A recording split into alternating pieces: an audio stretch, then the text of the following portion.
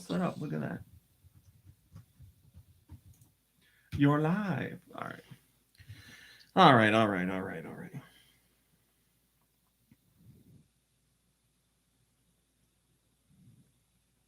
Oh, yes. Okay.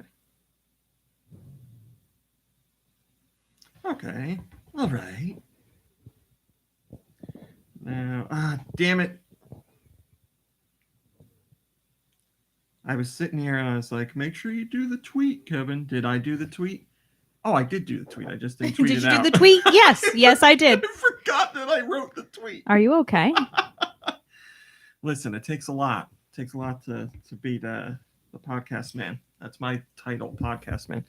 Let me be the first to tell you before Nikki Hill does. Don't forget the greenlit podcast, something or other. I feel like I've only forgotten it once, and he did get me for it. So maybe twice. But thank you. Usually, actually, you know what? If I really wanted to be like Mike, I would have waited till after you did it and then said, "Don't forget to do it." Yes, that's very true. I appreciate your way of handling it, Andrew. All right, we're gonna start for real now.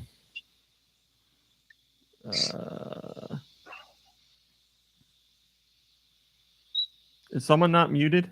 Oh, there you go. Never mind. All right. 3, 2, 1. Go Nintendo Podcast, episode 798, the Kartana Podcast. The Go Nintendo Podcast is a part of the Greenlit Podcast Network at greenlitpodcast.com. Mom Brain, will you please tell us about Kartana, please? I will. Oh, I did it again. Passed you the whole thing instead of just the phone. I thought you did that on purpose. Nope. Kartana. This Ultra Beast's body, Master Chief and Kartana, which is as thin as paper, is like a sharpened sword. They're a foot tall. They're 0.2 of a pound. Yeah, I know. Very light. Category is drawn sword, and the ability is Beast Boost. Wow, thanks, Mom Brain. You just zipped right through that one. Well, sometimes that happens. I know how much you love the Pokemon, too. So. Oh, yes. Mom Brain is here. Hello, Mom Brain. How are you? Gobble, gobble. How was your Thanksgiving? Absolutely divine. Scale of 1 to 10, please. Wait, Scale of 1 to 10, Can I please. just preface this? Scale of 1 to 10, please. It was a 10. Thank you. But can I preface with, under the present circumstances, it was a 10. I would have much preferred to be able to spend the day with family, enjoying family's company. But under the circumstances, that is not safe right now. So I think we had a great day. So the real question is, regular scale of 1 to 10, what would you have given it? An 8. Still an 8. Wow. So hanging out with loved ones only adds 2 more points. Well, I mean, there's only potential for 2 more points. I rank pretty high. I'll take it, unless like 7 points of that is the cat and 1 is me. Well, yeah. No, I mean, so what do you think? What do I give it? Well, yeah. Well, I wouldn't rate it as a Thanksgiving just because it was a regular day for me. Like I was here, I didn't do anything that day that was different from any other day. What number would you give it? I would give it a 7. So it's not a Thanksgiving. You're counting it as a regular day, but you're still giving it a 7. That's pretty good too. Well, I mean, yeah, it's just that it was a regular day where nothing bad happened. I mean, there was work. There was more work than I thought there was going to be, but it wasn't like a regular day in terms of how much work there was. I got to play games online with friends. I hung out with Mom Brain. I ate homemade pizza and an amazing dessert. And an amazing dessert that you did not make. Well, you had mac and cheese. I did. There was mac and cheese, but that was the day after. Thanksgiving was homemade pizza. Yesterday was mac and cheese. I had turnips with my homemade pizza, and it was and a 10 out of 10. Oh, and cranberry sauce. There you go. Yeah, it really slapped. And somehow did not vomit. No, but the house smelled like homemade pizza and farts. Michaels, how was your Thanksgiving? Ooh. That's my gobble gobble for you. Nice. I enjoyed some uku instead of turkey this year, so it was very nice. Oh, man. That would be so weird. I would never eat uku. That is a good. That is a podcast picture. You might eat uku like if they handle it like a turkey and they just cut the head off, you wouldn't see it. I might eat cuckoo, but not uku. Yeah, I don't know.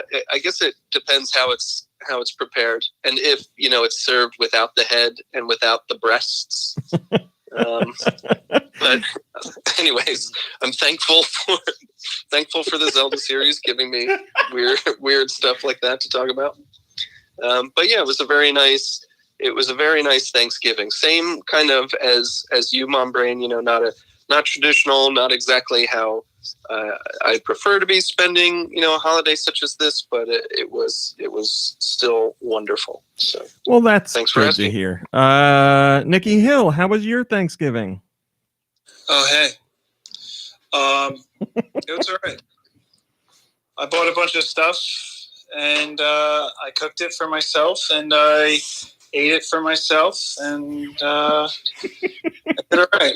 What would you give your cooking skills scale of 1 to 10? Well, considering all I had to do was turn on the oven and insert food into oven and then insert food into my mouth, I did all right. I guess I did. I mean, the food I'd say is like, it's not home cooked. I cooked it at home, but it's not home cooked. So it was like a 7 to an 8. Like I definitely recommend. I got it. I don't know if can I say the company? Yes. I got it from Omaha. I would definitely recommend it for people who, want food. And I have a bunch of leftovers because everything that I bought was like a serving for 6 people. So that's right. I thought it was going to be like, can I say the name of the company? Hitler's Turkeys. Yeah, right. I don't know if I can say this on air or not. Beep, beep. There we go, Momry. And I don't know. You're not endorsed by them. Like you don't. So, no, we're okay. You can talk about the names of other companies. Real food, so like, don't you dare say the name of a food on this podcast. Yeah, unless it's Hot Dogs R Us or Steakums. So yes, I did all right. Just hang out with my dog. I got my dog for the week because I'm off from work. Doing all right. Thanks for asking. I believe Kirby's with us now. Kirby, are you there? Yeah, sorry guys. I was at the grocery store when when I got the FaceTime call. Oh. Well, we're glad you're here with us now. Yeah, it was a little more crowded there than I was expecting, so I got held up. So I apologize. How was your Thanksgiving, Kirby? It was good. I went to my sister's place. I'm pretty sure this is the first time she's hosted. And she nailed it. Everything was delicious. Wow. Scale of 1 to 10. Oh man. Well, I mean, she's not listening. That's true. I don't know. I think I'd give it at least an 8. Ooh. Yeah. I mean, this isn't her fault, obviously, but I didn't have cranberry. I didn't eat any cranberry sauce for probably like the first time ever, just because I didn't have room for it. I was too full. Oh, okay. Knowing your sister, she does seem like someone who would put together a very scrumptious Thanksgiving. She just seems like she'd be very capable of that. Yeah, there were 2. They had like so much turkey. There was actually like 2 types of turkey. Turkey. But the type I had, I think, her husband actually like smoked a turkey. Wow. So yeah, that was pretty delicious. Damn, he was high, baby. The turkey was so high. So yeah, that was it was a good Thanksgiving. Thank you for asking. Well, I'm glad everybody had really good Thanksgivings. Mom Brain, I'm desperately trying to point out to you Zebra Foss comments. I'm sweating a little bit. Oh. How did I pointed to it twice and you're like, I don't know. I'm not going to lie. I'm sweating a little bit. That's what they wanted. Thank you. I would like to just for a moment acknowledge all of the sacrifices. There have been people in the Discord talking about being alone for Thanksgiving, and I would like to acknowledge the sacrifices that people made this year in order to keep their families and other people healthy and safe. My whole family is not in my state, so I haven't seen them. We didn't see Raw Meat's family because we were just too concerned with potentially making people sick. So thank you to everybody who made big sacrifices in for the greater good this year. Hello, Nintendo and Guy Bones and Zebra Foss and the Aloe Wolf and Anastasia Beaverhausen and Tanuki Tony and Hiley and Tom and Mom Brain and Colma and Arcade Token and Zianbashi and Steel Diver and Giant Reggie and Roth and whoever else I didn't see in here. Freddie Fro, Nico Darunia, thanks for joining us on this post-Thanksgiving episode. Wolfric Chaser, thanks for joining us. We're glad to have you here. All right, let's do our little. Oh, hold on a second. I gotta get ready. Okay, let's do our little plug.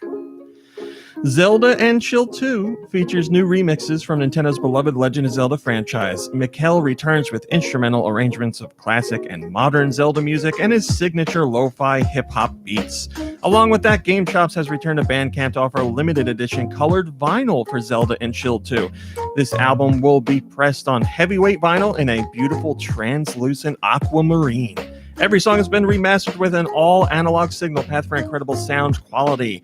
If you'd like to listen to Zelda and Chill 2, you can buy it or you can stream it. Check out the banner on GoNintendo. Click there for a link tree to all the different places you can enjoy it. And as you probably know, we've been running this sponsorship with Zelda and Game Chops for a couple months now, and it is coming to an end. This is our final plug. So huge thank you to the Game Chops gang because they have been a great sponsor of the show. I appreciate it, and I always love sharing stuff about game music. I listen to game music every single day while I'm working. Oh, perfect, Mom Brain. So thank you to them. I'm sure we'll work together again in the future. All right.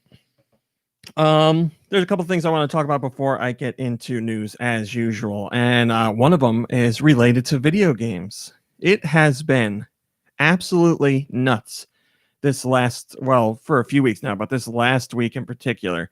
Hey, what happened? Has been crazy with consoles. Anybody trying to get an Xbox Series X or S, a PlayStation 5, and a Switch. It's been insanity for people.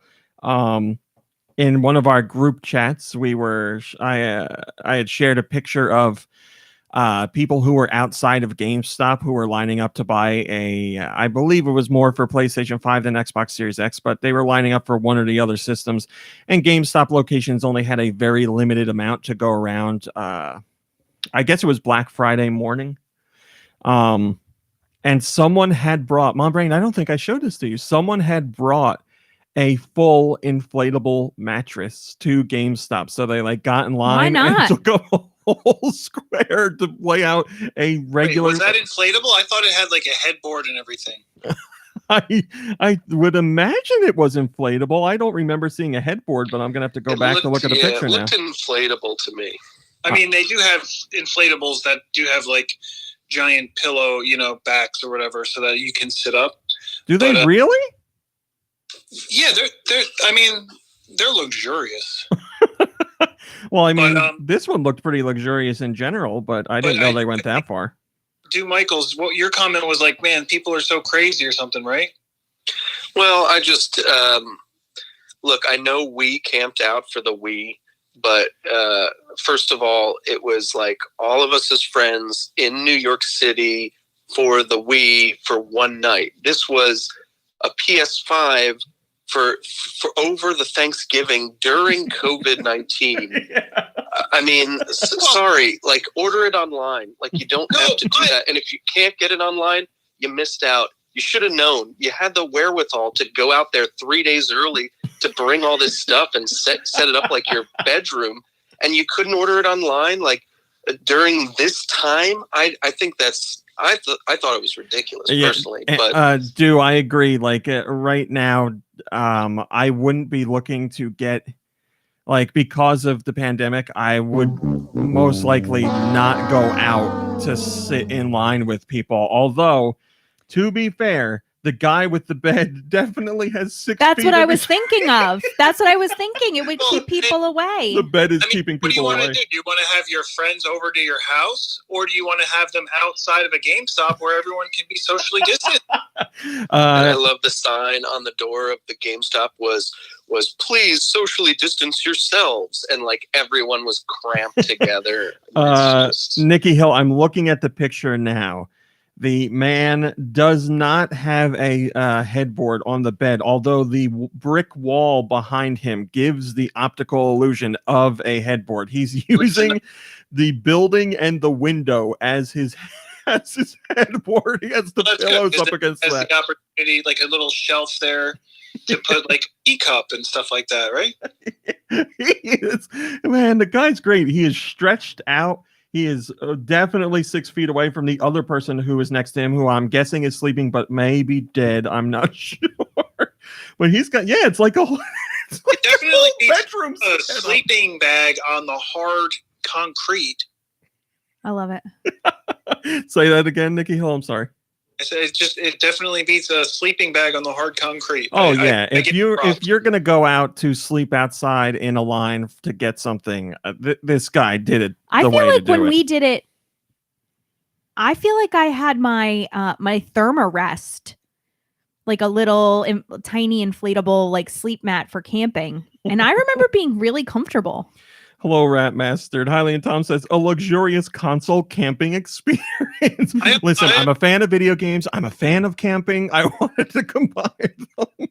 I'm ready for that guy to like give like a TED talk or something just about his experience and about like the proper way to do, a console release launch like that. Console release, yeah. The proper way to live your best life. Maybe period. that's just his thing. Like, yeah, that's a guy who knows how to like live his best life. He's always got the mattress with him, and he's like, "Well, I'm here now. I could just go to sleep and wake up in the morning and get the best deals." Why and he not? brings like chairs in a bag to the bank. You know, like I might have to wait in line.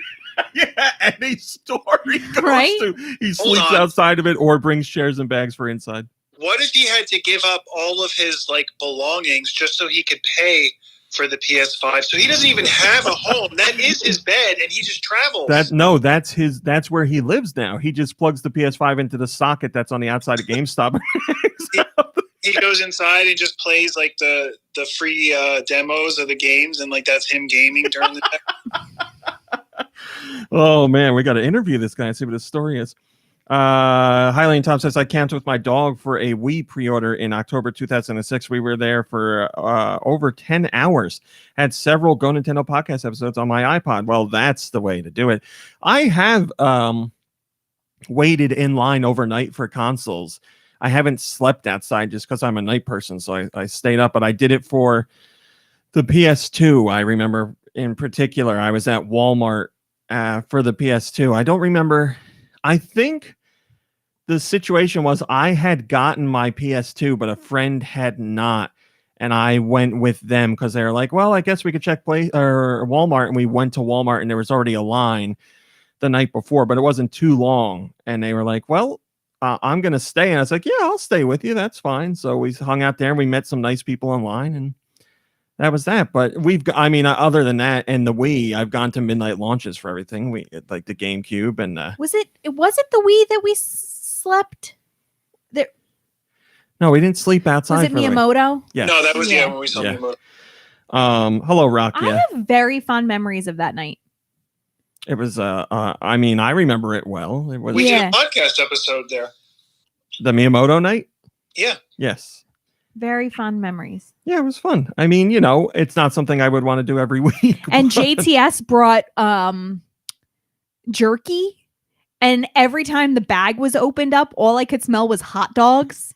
And then there were a couple times in the evening where I smelled hot dogs, and I was like, did you open that jerky bag? And it was like, no, I burped. I had a jerky burp. Zebra Foss says, I sat in second place in line at GameStop for the Wii. It was a long night and the line wrapped around the strip mall. Yeah, I mean, I have fond, vivid memories of the Wii launch because I was covering it for the site, but also it's just like, it was a really big deal. Like, it was a huge launch. Reggie was there playing the Wii outside of some store. Like, they had a Wii set up and he was playing it with people online. there was that group that went around with those custom Wii embroidered patches that they made that they were giving out to be like, hey, everybody remember the night we were all here. And I do. I remember it. It was fun. Yeah. Like I said, I'm all for it. But yes, as Michael said, right now, I don't know. I'd be like, do I want a PS5 bad enough to potentially get very sick? I don't know. And I also think like for the night that we spent outside, it was like, you know, we were in Manhattan. You know, it was like such a big like. It wasn't... I mean, I'm not saying you can't do it now safely. Like if you're wearing a mask and you're keeping your distance, then that's totally fine. I get it. I would still be nervous, but as long as you're taking precautions, sure. And like I said, the guy with the bed is taking precautions because his bed keeps people away. Unless some stranger is like, forget this. I'm not sleeping in a sleeping bag on the ground. I'm going to crawl in bed with this guy. Yeah, I probably would have just curled up, waited for him to go to sleep, and been like. Guy wakes up in the morning and there's 3 other people in bed with him. We could have gone like nose to toes. That's probably safe, right? If we both had masks on. I believe that's what the CDC says. Nose to if toes. you sleep in a bed with a stranger, it's nose to toes. Yep. CDC guidance suggests nose to toes. There's instead of like please wear a mask signs and 6 feet, it's like nose to toes. Please sleep nose to toes. Excuse me. So yeah, people are sleeping outside to try and get them because unfortunately both systems have been very hard to find. And on top of that, scalpers have made it even harder to find as they usually do. There was a group in the UK that's like it's like a group of scalpers that work together to buy up stock and then sell it at ridiculous prices. And one group in particular had bought over 3,500 PlayStation 5s to sell through their whatever, eBay or other reseller sites, Amazon, for insane prices. And yes, I know it's not illegal. And yes, I know they're doing it because people buy them at those crazy prices. But while it may not be illegal, it's slimy, it's grimy, it just makes me feel gross because there's, I don't know, parents who want to get it for their kids and maybe they didn't realize how hard it was going to be to get, and there's all kinds of situations. This is not something anybody needs. I understand that. You can wait and get one later. I understand that as well. But there are parents who are like, man, little Johnny really wanted this. You some kind of socialist, Romy? Little Johnny really wanted this for Christmas or for their birthday or whatever, and we're like, oh, we really thought we could get it for him. Maybe we'll spring for it and spend an extra $150 and get it and just leave it at that. So it's just, I don't know. It's like I said, it's not illegal, but it doesn't make me feel good. Then there was that poor kid who was supposed to be getting a PS5 for his birthday, and the parents ordered it from Amazon, and the Amazon guy stole it.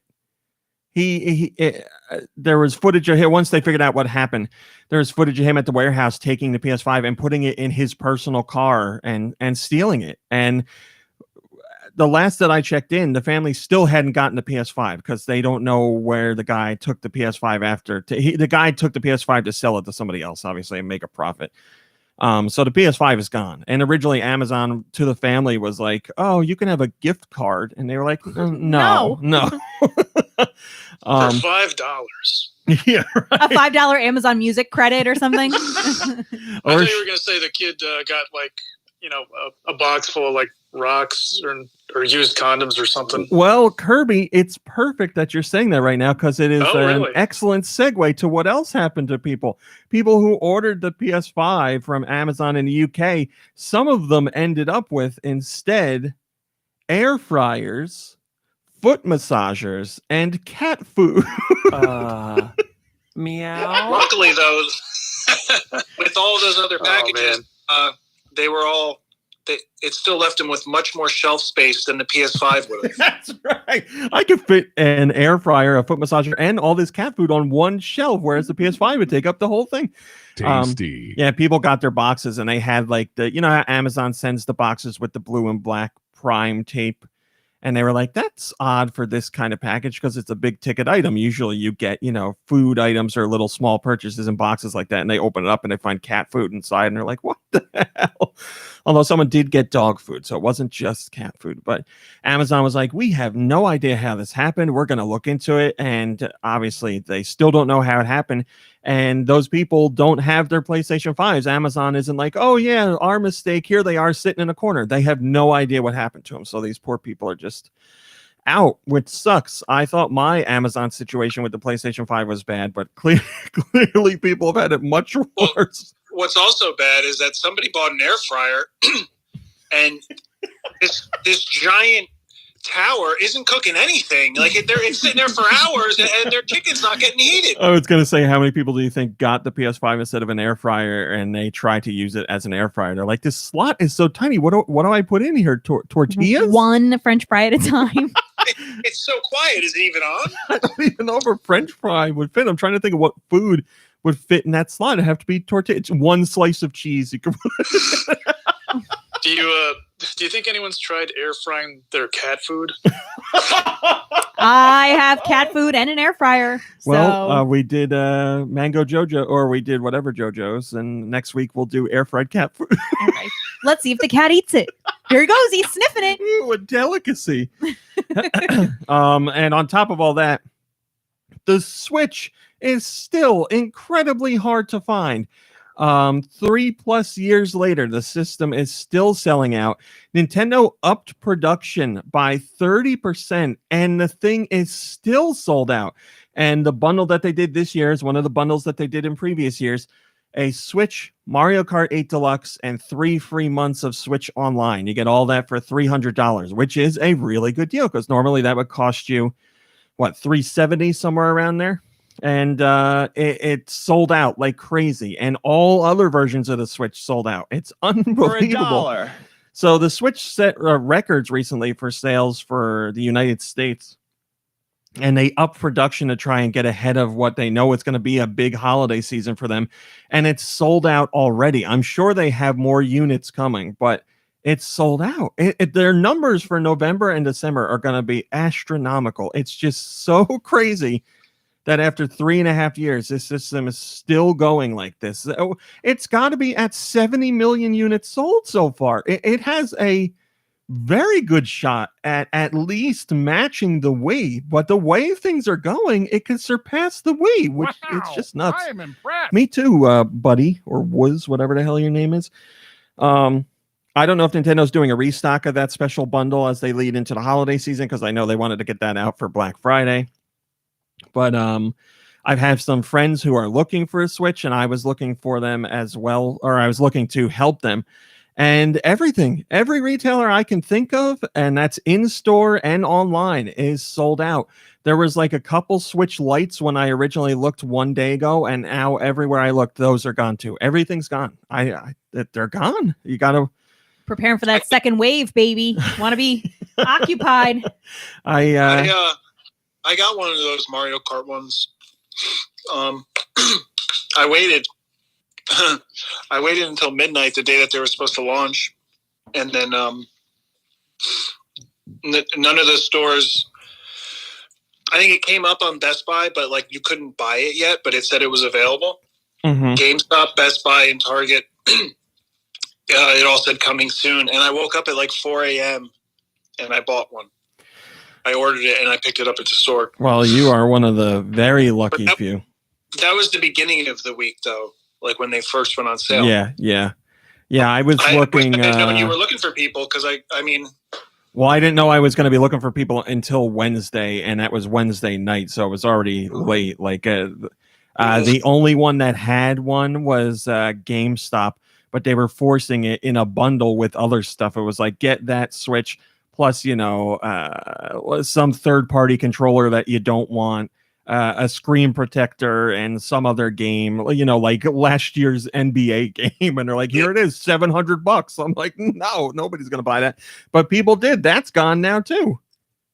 Yeah, it's crazy. So, like, when I bought it at 4 a.m., and then, like, I checked a little bit later, like after I woke up, and like there was still some available at like 8 o'clock, and I was like, oh, I probably could have waited.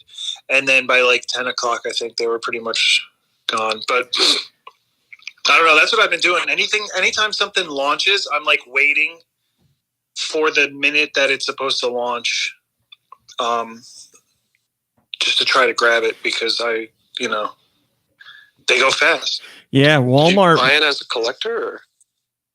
No, I bought that for a gift for somebody, and then I bought. There's a company that does lotions and stuff, and they did a Schitt's Creek.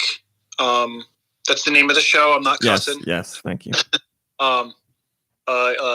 They branded some of their stuff and did like a gift pack, and that went on sale at like 10 a.m. on like last Thursday or something, and I bought it then. Like I had to be there, and I bought it, and like an hour later they were all gone. Like all this stuff, the Game & Watch, like they kind of pop in and out as they're getting new shipments. I guess that's how it happens. But like, I got that at midnight. The Nintendo Entertainment Lego thing, I got that at midnight. Like all these things that are coming out, if I want it, I just wait until it launches, and like there's a short window. But yeah, Walmart was doing something interesting with their sales of the Switch bundle, because obviously they're trying to make sure that real people get it, and they're trying to stop like scalpers from being able to snipe the purchases. So they would put up a very small amount of the bundles at like 15-minute intervals, but they didn't say originally when they were going to go live. They just said that day they were going to go live. So they would put it up, and there'd be, I don't know how many they had, but it was only a very few, but they would stagger them out throughout the day.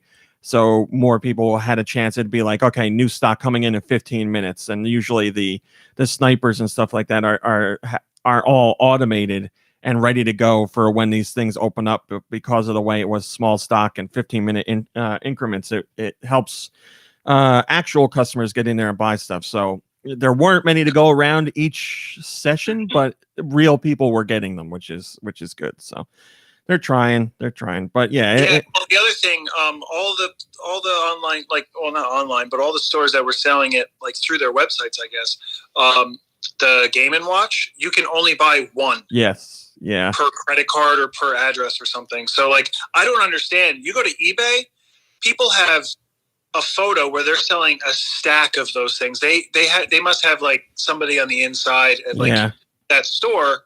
I don't know if I go to the store if they limit it one per person, or if I can go to like Target and buy like 4 of them or 8 of them. It's like what I was saying in the Amazon UK situation. It's literally like groups of 50 people who are working as an organization to buy PS5s from all different stores. So you have 50 different people getting them from Target and Amazon and Best Buy and Walmart and whatever, and it adds up. So it's becoming like a little like a pop-up industry. But there's still time left before Christmas gets here. Hopefully more stock will go out for all this stuff. It's nuts.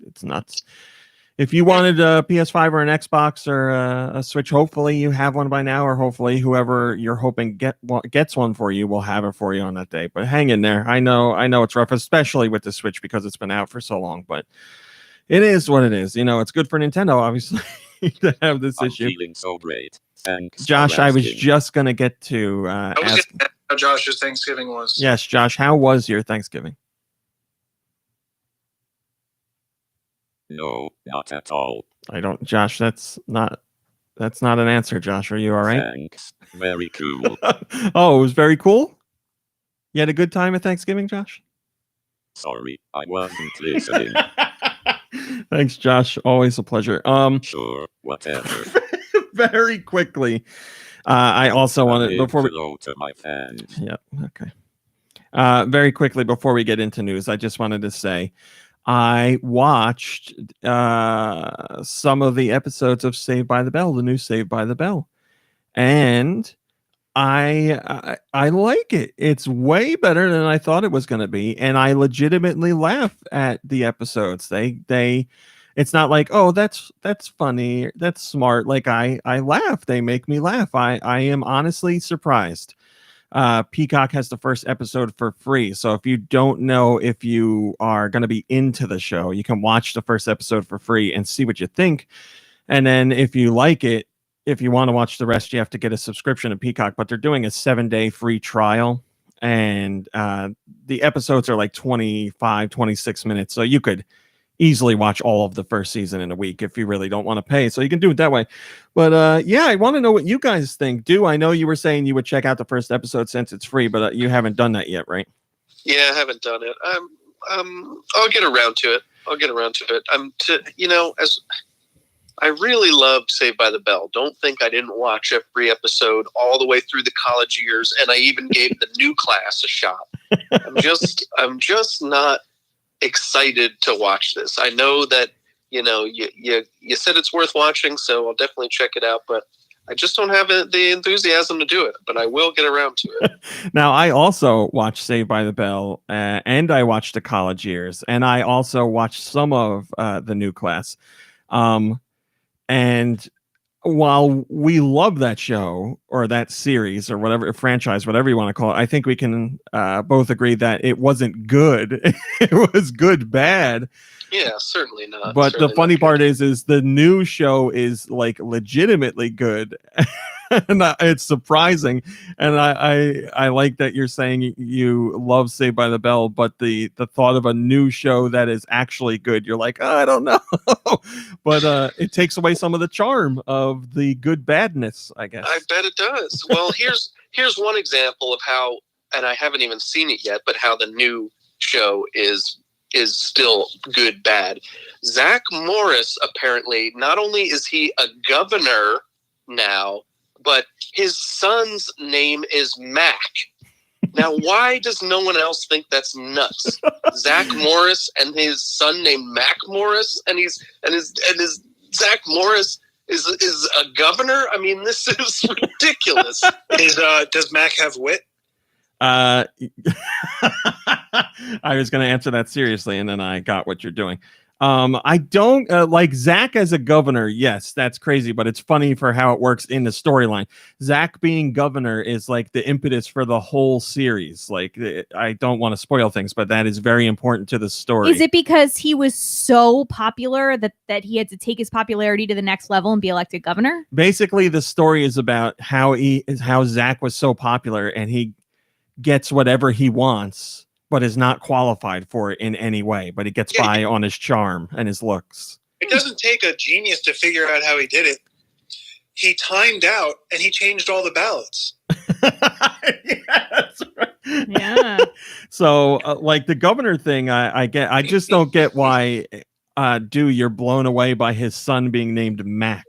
Well, it's so. First of all, when I think Mac, I think Mac from Predator. The badass Marine who, stabs a scorpion, first of all. I don't think of, Zach Morris's, trust fund baby. But, like, if you're telling me that Zach Morris is a governor and he's incompetent at being governor, then I'm really interested. Like, if he's a good governor, I'm not into it. No. He's like incompetent, I think that's great. Yeah, the whole point is he is incompetent. The whole point is he's still Zach Morris, who gets everything he wants only because of the way he looks and his charming personality. And to tell you the truth, I would, a lot of parents name their kids after themselves. Like it'll be, like Frank and Frank Jr. And if I had to, I don't know if they're going to discuss it storyline wise, but I would imagine Zach, when he had a kid, is still so conceited and full of himself that he wouldn't want somebody else to have his name. So he just gave his son a name that sounded like his. That's my guess anyway. But yes, Zach is completely incompetent as a governor. And like I said, that's all in the first episode. And it explains the whole plot for what goes on in the show. Without Zach being incompetent at his job, the season's story wouldn't make any sense. So. Well, now I'm kind of interested, and I like your explanation of how he named his son. I really like. Yeah, that's true. I don't have anything like any evidence of that. I just in my head I thought that because I feel Zach is conceited and he wouldn't want a kid to have his name, so he gave it something that sounds close enough. But everybody in the show does a really good job. Mac and another character who is supposed to be like, the typical popular vapid girl at school. They do excellent jobs of making you really dislike them. Like Mac, the show does a great job of taking character tropes from the original Saved by the Bell and mixing them in with characters who are realistic. So there's characters in a school who act like normal kids in a school, and then there's characters in a school like Mac and this other girl who act like the kids in Saved by the Bell, the original show, did. So, like, you know, the normal kids will have some sort of dispute, and the Saved by the Bell tropish kids will be like, let's save it, or let's settle this dispute with a dance at an ice cream social. And the other kids are like, what the hell even is that? What does that mean? So I like the way they mix those two worlds together. It's good. It's smart. It's not the funniest thing I've ever seen. It's not the best show I've ever seen. But as far as Saved by the Bell goes, it was good enough. It was good enough for me to say, yeah, I'll get the subscription and watch the other episodes. So I watched 3 of them so far, and I like them. It's fun. Like I said, you can watch the first episode for free. So check it out if you want to. All right. There's still just two quick questions Yeah. that I don't remember asking last night. Are they still at Bayside? Or Yes. is it a new school? Yes, they are at Bayside. Bayside is And a then- school that's cool, and you know that it's true. Do they mention Valley at all in the first episode? Hello, Sticer. Do they mention what? I'm sorry. Their rivals Valley at all? There is a mention of a rival, and I forget if they say. I forget if it's that school in particular, because Slater mentions a rival. It might be that. I just honestly don't remember, but I know there's a mention of a rival. It's gotta be. And then last question: are Slater and Jesse together? They are not together, but Slater still talks to her like they're together, and Jesse is grossed out by it.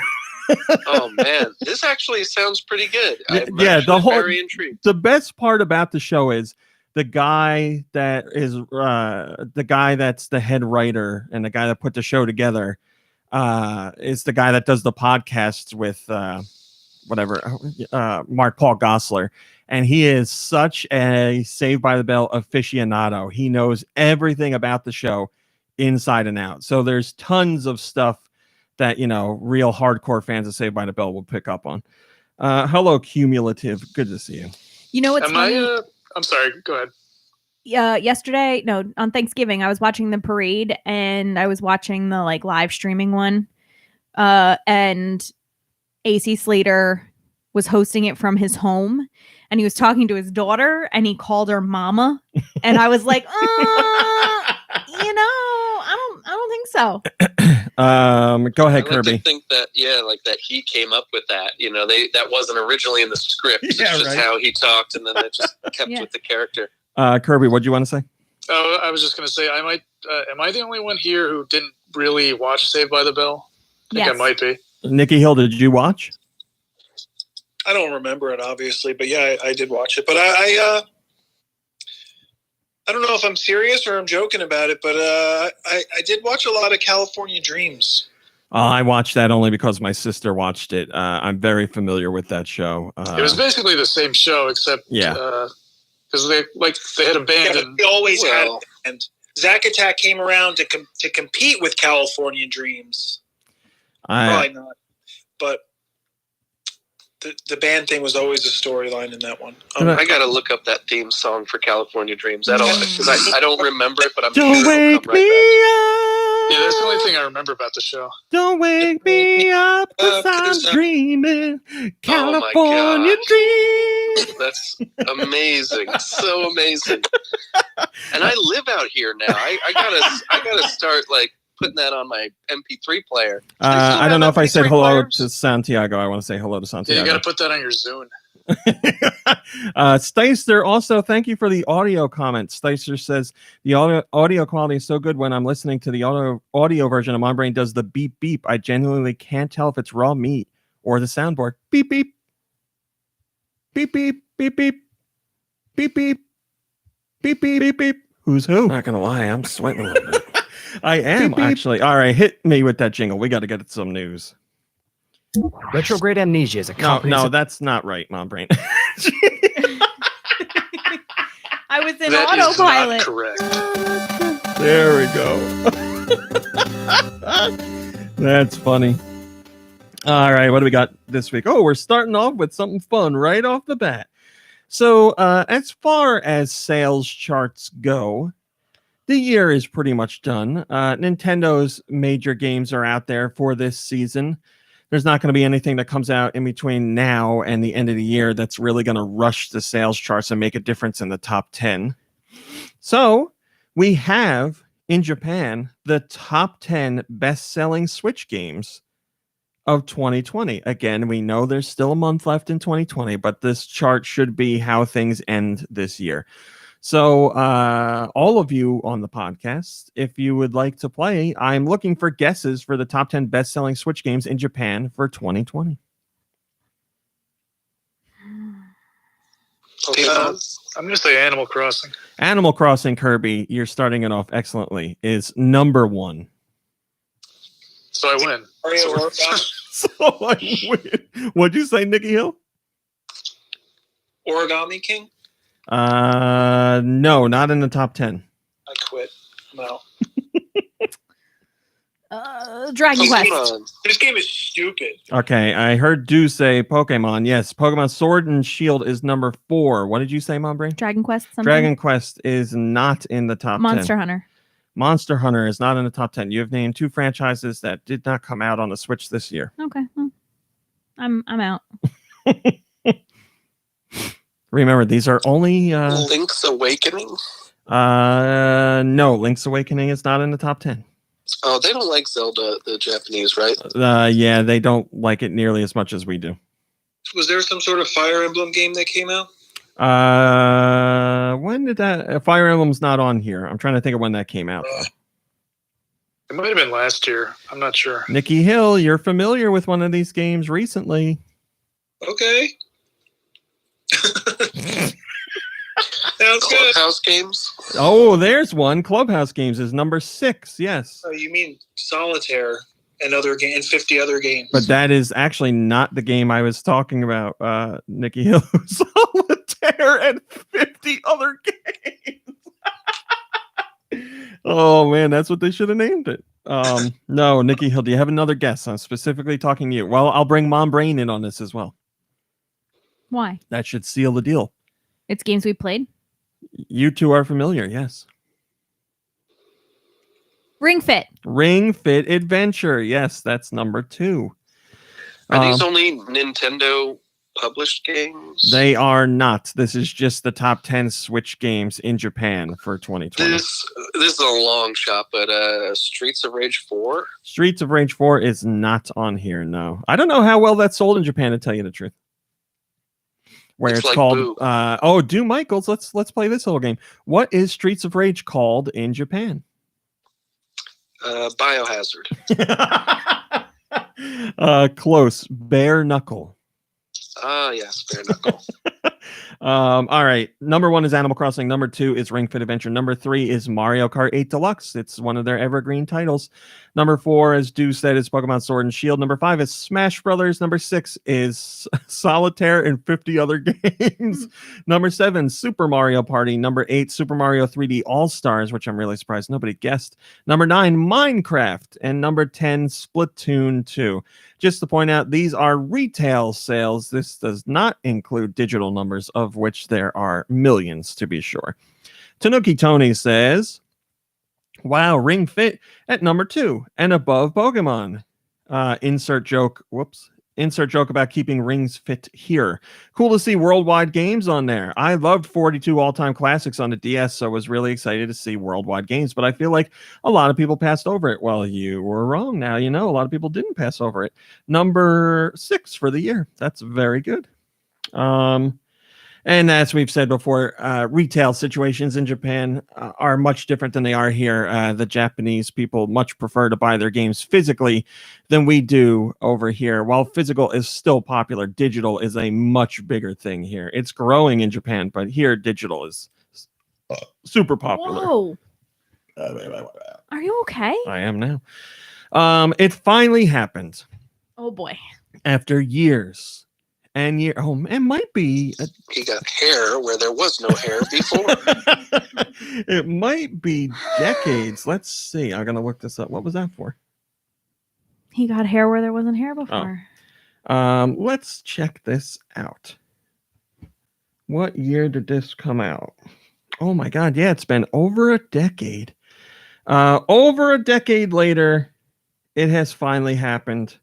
The World Ends With You is getting a sequel. Not a remake, not a re-release, an actual sequel. People have been clamoring for a sequel for so long now. And yes? They're doing a series, though, right? Well, yes, they are doing an anime series. So is that going to tie into the sequel then? They obviously, we don't know at this point because they didn't want to play their cards when it came to a sequel. So it seems like the show is focused on a retelling of the original game. But now that the sequel has been announced, maybe they'll reveal some details on how this anime ties into the sequel.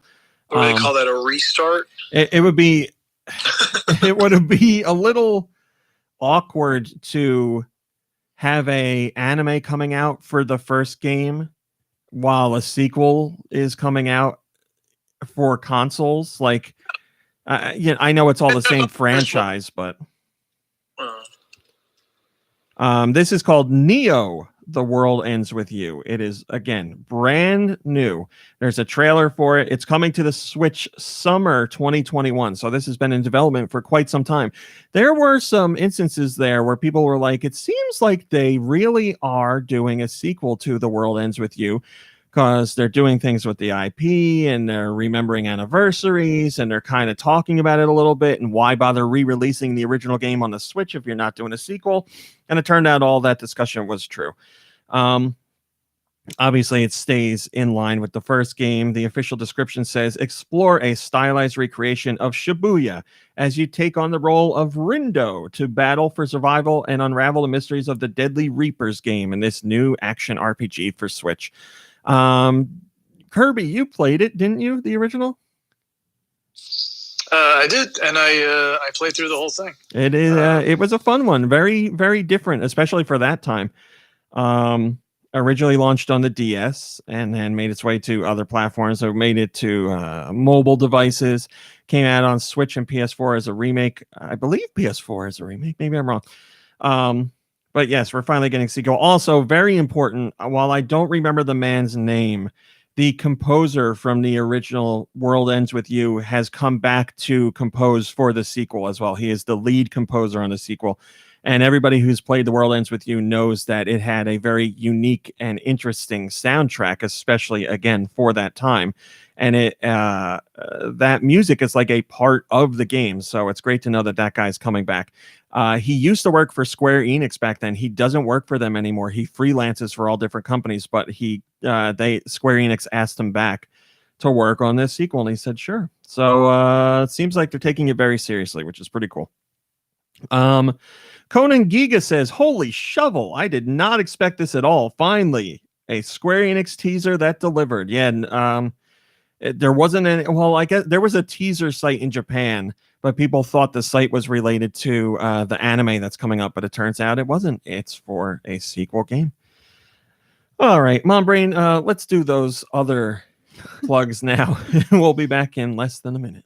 Retrograde Amnesia is a comprehensive podcast where we relive a classic Japanese RPG. Season 1 covers the cult classic Xenogears. In Season 2, we're covering Chrono Cross. Each episode, we take a section of the game and unpack the story, mechanics, music, and themes. And we have an AI companion, the Fake Net. It'll make sense later. Find Retrograde Amnesia wherever podcasts are found. Do you love The Legend of Zelda? Here at Chat of the Wild, a Game Club podcast, we have been using our lens of truth to do deep dives on your favorite action-adventure series to find out what makes this franchise so amazing. Join us right now as we sail through The Wind Waker, or check out any of our past seasons. New episodes drop every Wednesday here on the Greenlit Podcast Network.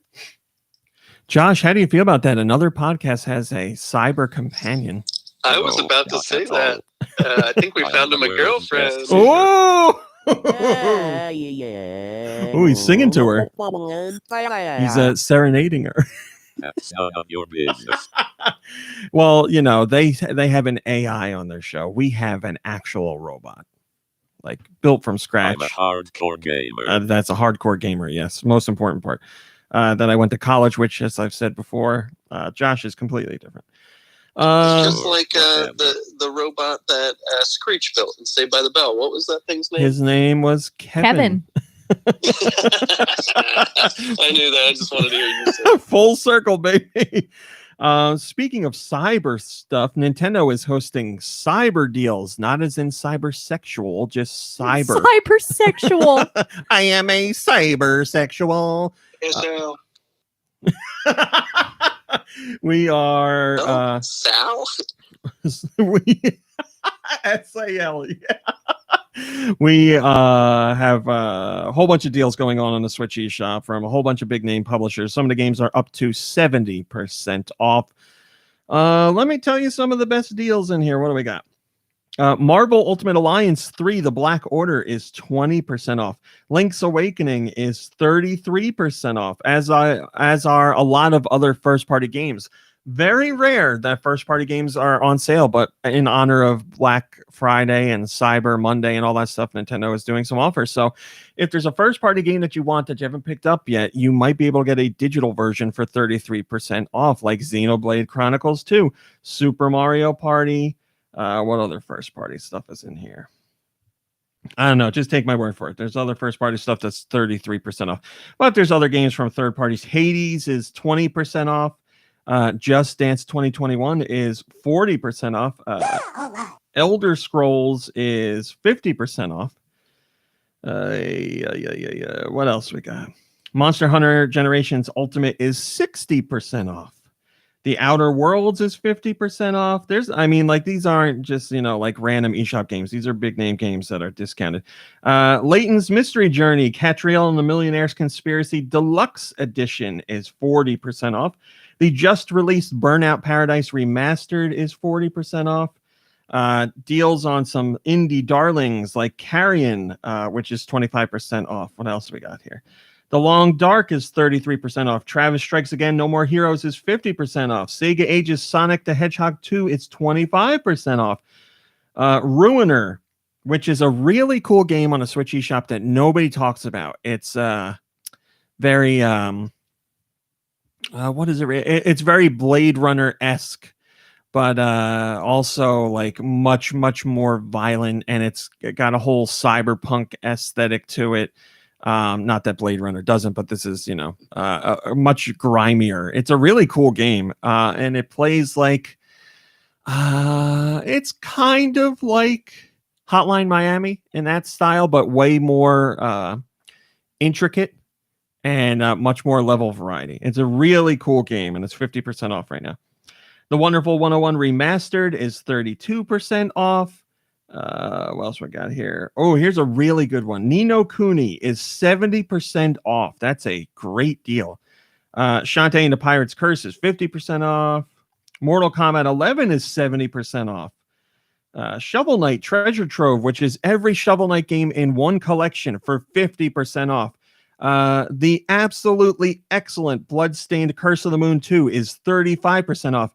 A favorite of myself and Nikki Hill, Katana Zero, is 40% off. There's some great deals in here, man. And much more that I didn't mention. I think for me, I jump on weekly to see what the deals are, because there's always hundreds of games that are for sale, and they're constantly changing out. Like now they have that that timer on there that shows you like there's 8 days left or whatever, which I'm really grateful for. Yes, very helpful. Places did that, but there's just a lot of interest. Like there's always games that are for sale, and some of these deals for the Black Friday deals are good, but I've seen some of these same games even cheaper. I'm not saying like hold out, because it might not go cheaper again, but sometimes the sales are crazy. Yeah, there are games that'll have like randomly higher sales than this, but they're all doing something, or a lot of people are doing something for Black Friday or Cyber Monday. Yeah. Do you know the Muffin Man? Anything about what is it, Creeks?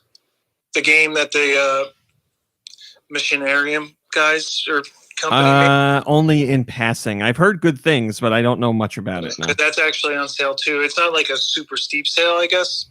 It might still be like 30% off. I mean, it looks in the same vein as Machinarium. So yeah. Well, they had another game that was like Botanicular or something like that. Oh yeah. And I had downloaded it on my phone and never played it, but I don't know. I'm curious. It's not like I'm going to play anything. I'm just going to play solitaire. So, Mice and Gods, hello, and they say Hades is great. Cumulative says Monster Hunter Generations Ultimate is pretty worthwhile too. It's not Monster Hunter 3 Ultimate, but playable cats are fun. Autumnal Blake says, I bought Ni no Kuni a while ago and haven't touched it. Well, you should touch it. There's just not inappropriately. That is correct. There's a ton of great deals here. The Pandalorian, which is a great name, says some decent discounts there. Unfortunately, none of the first party games are anywhere near up to 70% off. Yes, you get 33% off on first party, which is much bigger than we usually get. Take what you get. And remember, this is all digital. These do not, you can't go into your local game retailer and be like, it's 33% off on the eShop. Give me physical 33% off. They are not going to do that. Some retailers are doing 30% off on a select few physical first party games, but not the same offers that you're going to get on the Switch eShop. Can I get a drum roll, please? Hyrule Warriors Age of Calamity has set a record. Oh, I thought you were going to say what the record was. I will. There's two of them. Well, first up, the game has shipped 3 million units worldwide already. And believe it or not, this is a record for the entire Warriors franchise. Koei Tecmo has been making Dynasty Warriors games and other Warriors spin-offs for decades now. But Hyrule Warriors Age of Calamity has set a new record. There is no other Warriors game that has shipped this many units. None. Not a single one. That's unbelievable. I mean, they shipped them, so good for the logistics, but how many did they sell? Well, companies use shipped as sold because it includes digital and physical. So really it's over 3 million sold, but they call it a shipping number. I'm real proud of them. Well, you asked, and now you know. Oh, I'm sorry. I meant to add that to the soundboard today. Yeah, so it's a major milestone for them, and like we've said before, this isn't the first Zelda Warriors game. This is the second one, but tying it to Breath of the Wild seems to have interested many more people. And just today, we saw that once again, Hyrule Warriors: Age of Calamity is #1 on the Switch eShop. Altogether, not just digital or not just first party or anything like that. This is #1 in general, so above every other single game on the Switch eShop right now. And in my opinion, I'd say it's deservedly so. It is a fantastic game. It is so much fun and so much more enjoyable than I thought it would be. Akmaguins has the top rated comment, and he says, some people will always find a way to complain about this game. First, it wasn't a decent Nintendo holiday title because the Warriors series is niche and doesn't sell. Now they've already shipped 3+ million units worldwide, and they will say that they are not actually sold, as if Nintendo had done zero market research and produced 2 million extra copies just to get a headline. Then, when the game is confirmed to have sold those many units, reaching 5 million units sold, they will say it's a far cry from Breath of the Wild sales. Moral of the story, these are the people that will also diminish everything you do in life and are horrible company. Oh, man. Yeah, the thing we've learned here on GoNintendo, especially in recent years, is that more than 9 times out of 10, when people online are like, this sucks, this isn't going to sell, nobody's going to buy this, nobody wants this, they are the very loud minority, because as we saw with Pokemon Sword and Shield, it broke records for the franchise. We're seeing here with Hyrule Warriors, it broke records for the franchise. We saw people complaining about Paper Mario, which broke records for the franchise. So I'm not saying you are wrong to have opinions about that game, be it positive or negative, or any of the games that I've mentioned. But the people who poo-poo it and say nobody else should buy it and this is garbage and why do you like this? Those are the people I take issue with. If Hyrule Warriors isn't your thing and it doesn't look good to you, that is completely fine. But to say it doesn't deserve to sell and its sales don't equal something else and people who buy it shouldn't be buying it, that's where the problem is. So if Hyrule Warriors isn't your thing, that's totally okay. I wish it was because I found it to be excellent. Like I said, there's a demo you can play if you think it's not going to be for you. But yeah, if it's not your thing and you don't want to play the demo, that's fine. Just don't give people crap for playing it and don't try to diminish what has been achieved. This is a new record for the franchise, and it's one of Koei Tecmo's longest running franchises. So for them to hit a new record is pretty astounding. After all this time.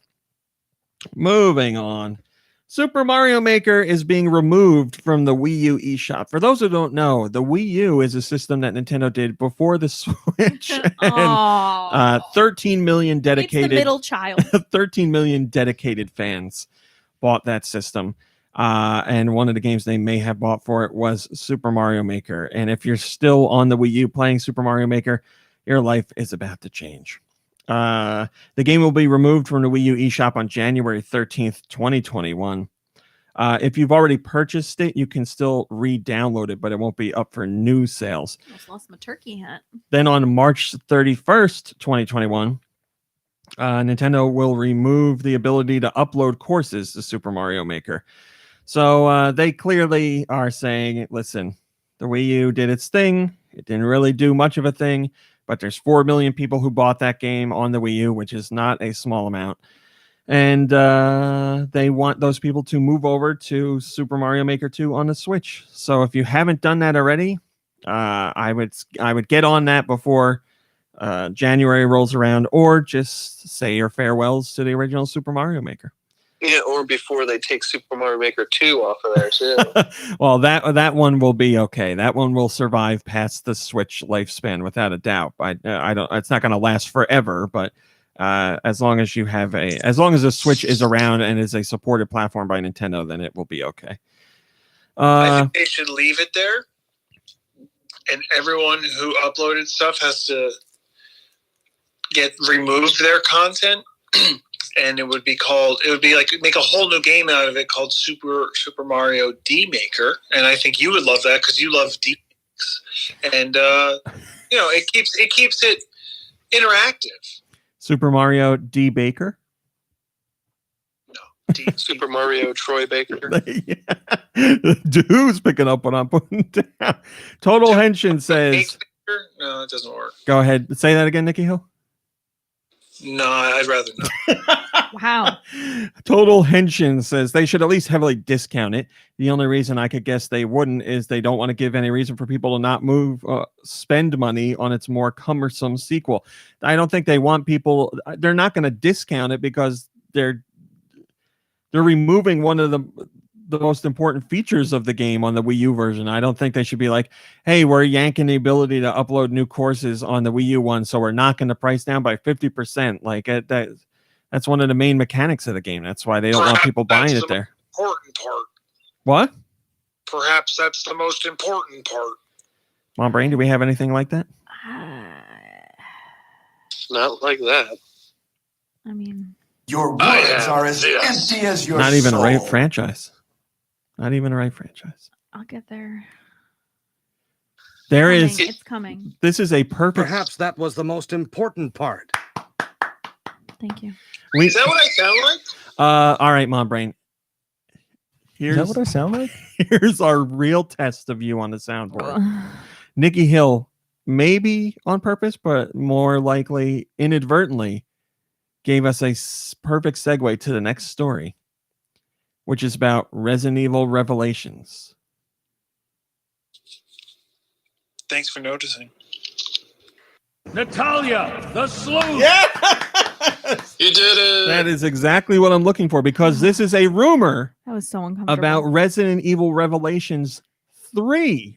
And as Nikki Hill and I will no doubt remember, Resident Evil Revelations 2 is the wonderful game that gave us Barry screaming, Natalia, the sleuth. yes. One of the greatest clips of Barry ever, which is saying a lot because Barry has a lot of great clips. Like Barry's other clips, like they're all Resident Evil. Just go to R. May the rats eat No, that is not right. I don't think Barry was an eternal darkness. Perhaps that was the most important part. Just a moment. There's one. Yeah, I thought about that too. Oh, you're there. This. This. I have this. Yes, the rumor is Capcom is working on Resident Evil Revelations 3. So here's the part that is not rumor. Capcom suffered a leak, and the leak had details on games that we know about and games we didn't. I believe, yes, the leak had mention of a game called Resident Evil Outrage. And for all intents and purposes, what we're hearing is, this is the part where we get into more rumor. Outrage is apparently very much in the style of the Resident Evil Revelations franchise. As you might remember, Resident Evil Revelations started on the 3DS with an excellent entry. Man, did I like that game. And it was just great to see that level of a Resident Evil game on a portable. And then that game got ported to a whole bunch of other systems, including the Wii U. And Resident Evil Revelations was popular enough to warrant a sequel, Resident Evil Revelations 2, which starred Barry and who else? It doesn't matter. Who cares who else was in it? Barry. Yeah, it doesn't matter. And now we're hearing that while the game may still be called Resident Evil Revelations 3 at some point, apparently its title right now, working title, which may end up being the regular title, is Resident Evil Outrage. But gameplay-wise, this is very much a Resident Evil Revelations style game. So Capcom's working on Resident Evil Village right now, which is Resident Evil 8. And the closest two mainline games when it comes to spin-offs is the Resident Evil Revelations series. So Resident Evil Outrage, whatever it ends up being, will be the spin-off, the supplemental entry. And I liked Resident Evil Revelations 1 and 2 leagues better than Resident Evil 6. Like, no contest. And I've tried so many times to play Resident Evil 6, and I've gotten, I don't know, maybe 8 hours into it altogether, and I couldn't. Like, it, man, I do not like that game.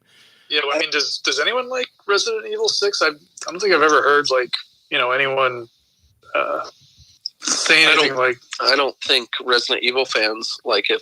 No, yeah. That was the impression I got. Yeah, it's the one that's universally looked upon as the worst of the mainline Resident Evil games, without a doubt. I have a question about Revelation. It's kind of what killed, in my opinion, it's almost what killed that part of the series, that was that second generation that started with 4 and then went to 5, and then I think 6 killed it, and then they were like, you know what, for 7, we got to do something totally different. Yeah, 4 was great. 5, I played it with you, Do, and we had a ton of fun, but I think I had a ton of fun because I was playing it with you. Exactly.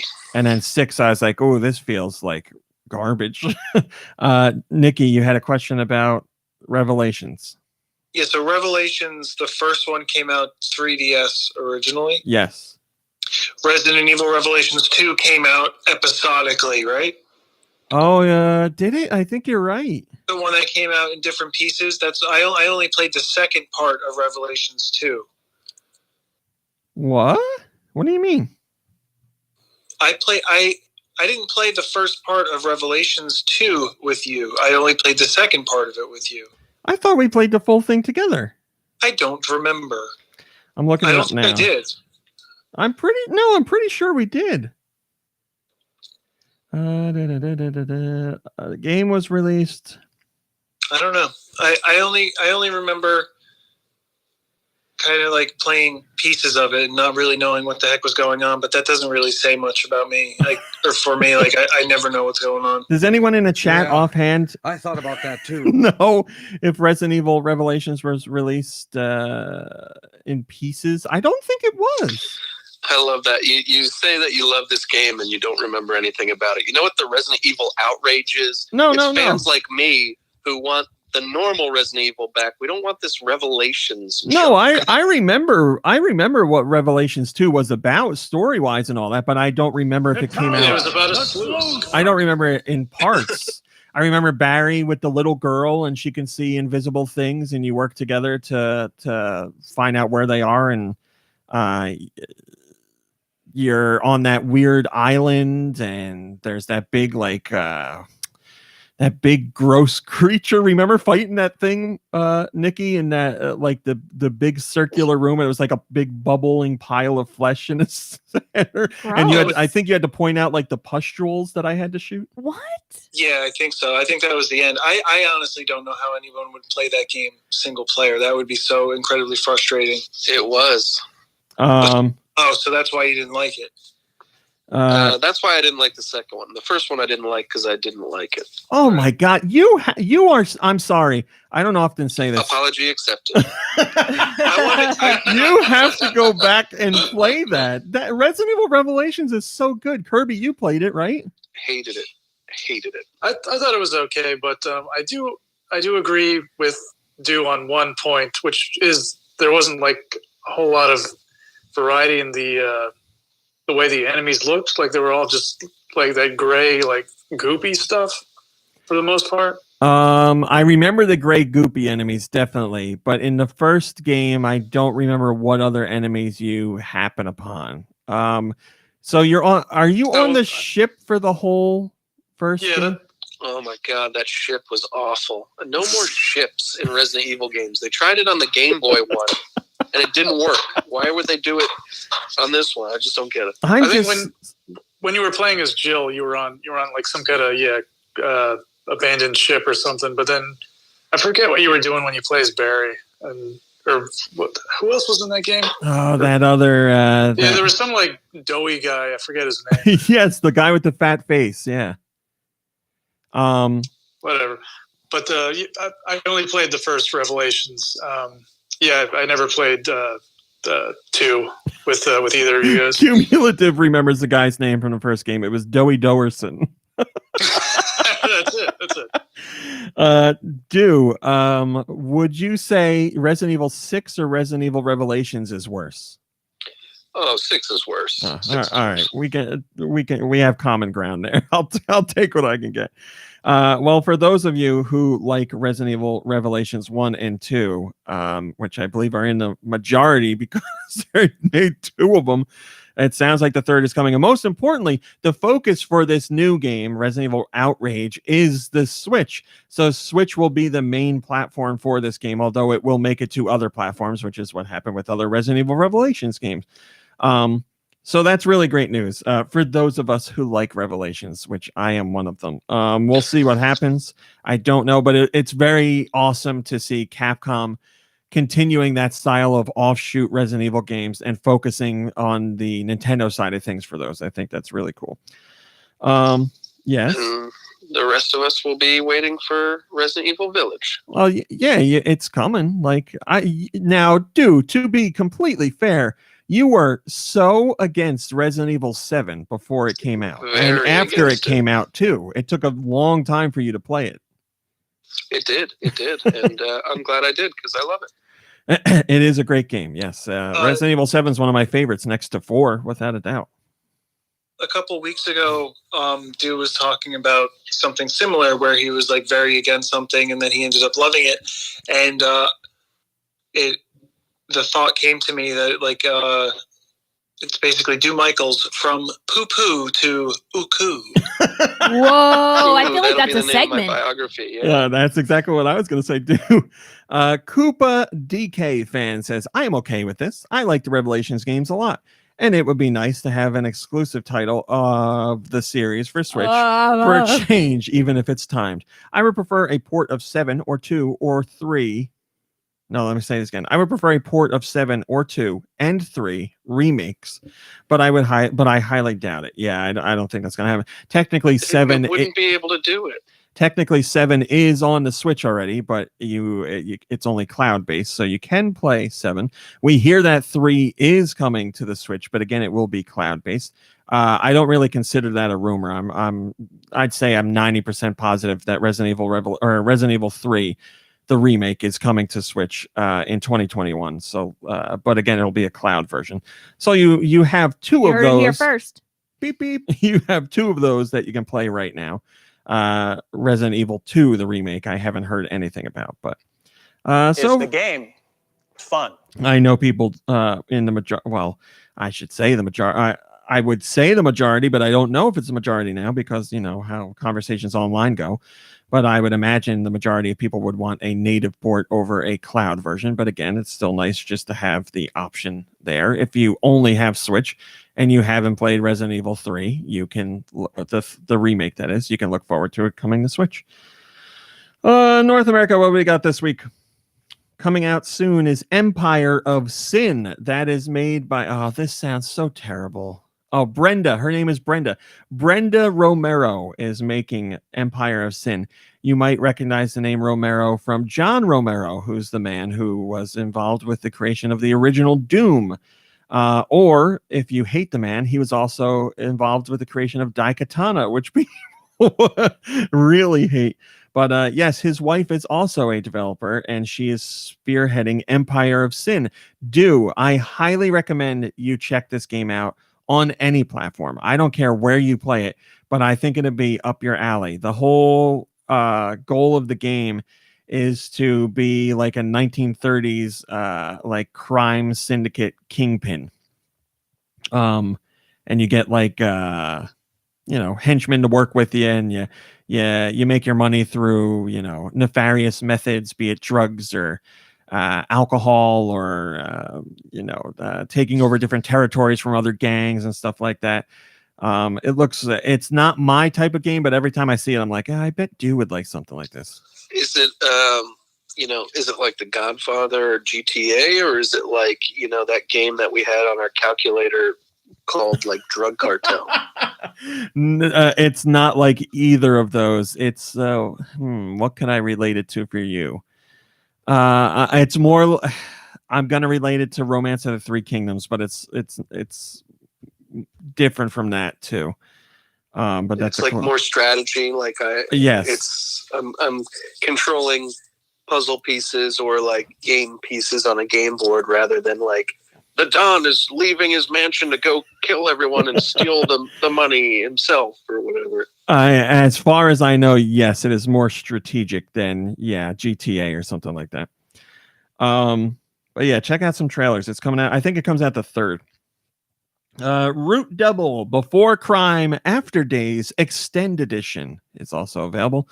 We got Arcade Archive Zero Team, Arog, BFF or Die, Destropolis, Electro Ride, The Neon Racing, Gearabox, In Celebration of Violence, Jetpin, Love Kami, Divinity Stage, Made of Scare, More Dark, MAID? Yes. Okay. Picklock, Picross S5, Punpoo, QV, Ragdoll Fighter, Sky Mercenaries Redo, Slash Ninja, The Alto Collection, The Explorer of Night, Tiny World Racing, and Unreal Life.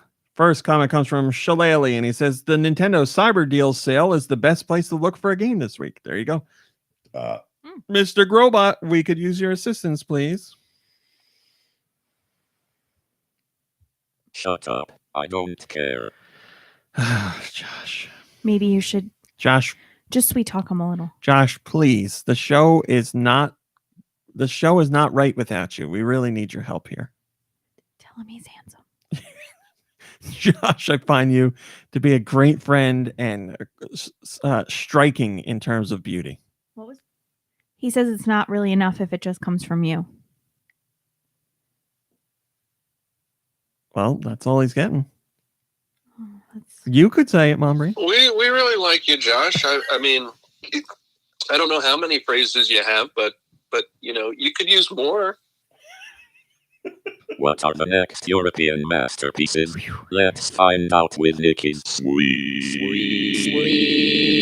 releases. You saved the day there, dude. Thank you. Nikki, are you with us?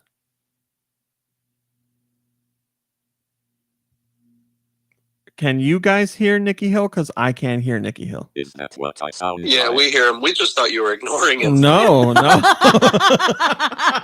I'm going to have to do the thing where I end the call and bring you back. So hold on a second. I don't know why that happens. All right. Hello? Oh, I hear you now. I'm not even talking. Can you hear me? Yes, I can hear you. Okay. Well, I just wanted to say Empire of Sin on their website, if you just look at it, it says it's there's 3 elements of the gameplay are turn-based combat, role play, and empire management. There you go. So I love empire management games. Tropico. Sorry, I just thought that was like a funny thing to say about a game. Empire management, like platformers, shooters. What did I learn the other week?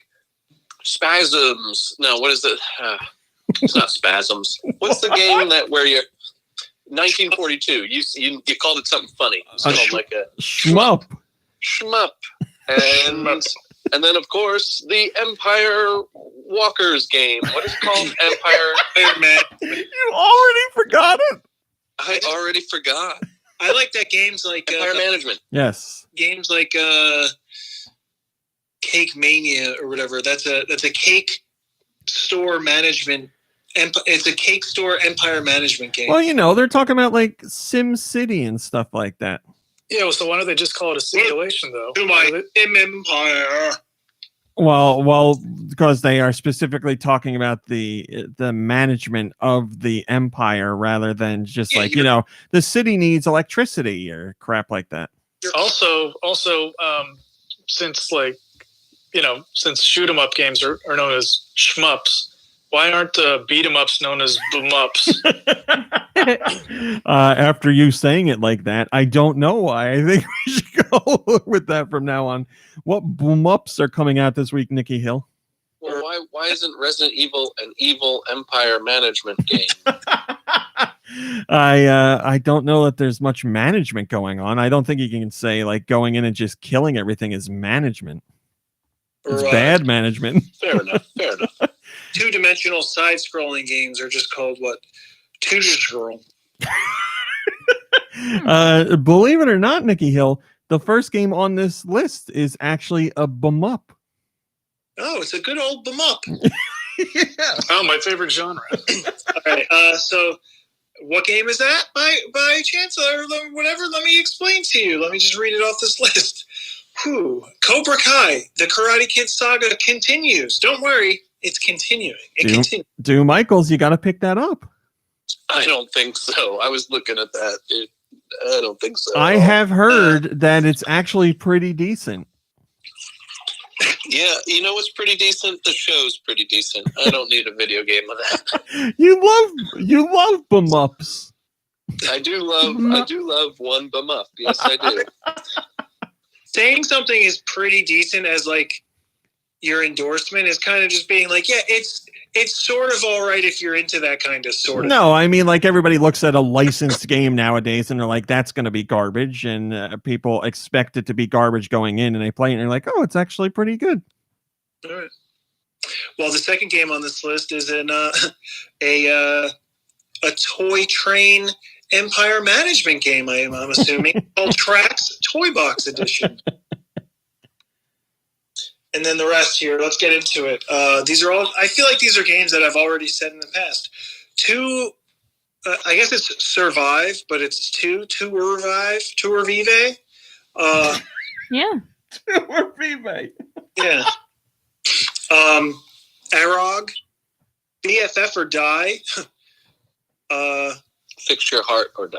That's a hard relationship to have. Be My Best Friend or Die. Destropolis. Dungeon Solver, Electro Ride, The Neon Racing, Gearbox, which one is it? Well, you said it the same way both ways, so. I said Gearbox and Gearbox. Oh. Pal. Might not be. It's pronounced Hero Box. Oh, it could be that. In Celebration of Violence, Love. You said Love Kami. I think Love Actually has a game.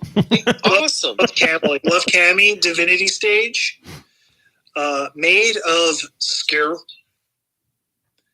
More Dark. Mm-hmm. My Aunt is a Witch. Mm-hmm.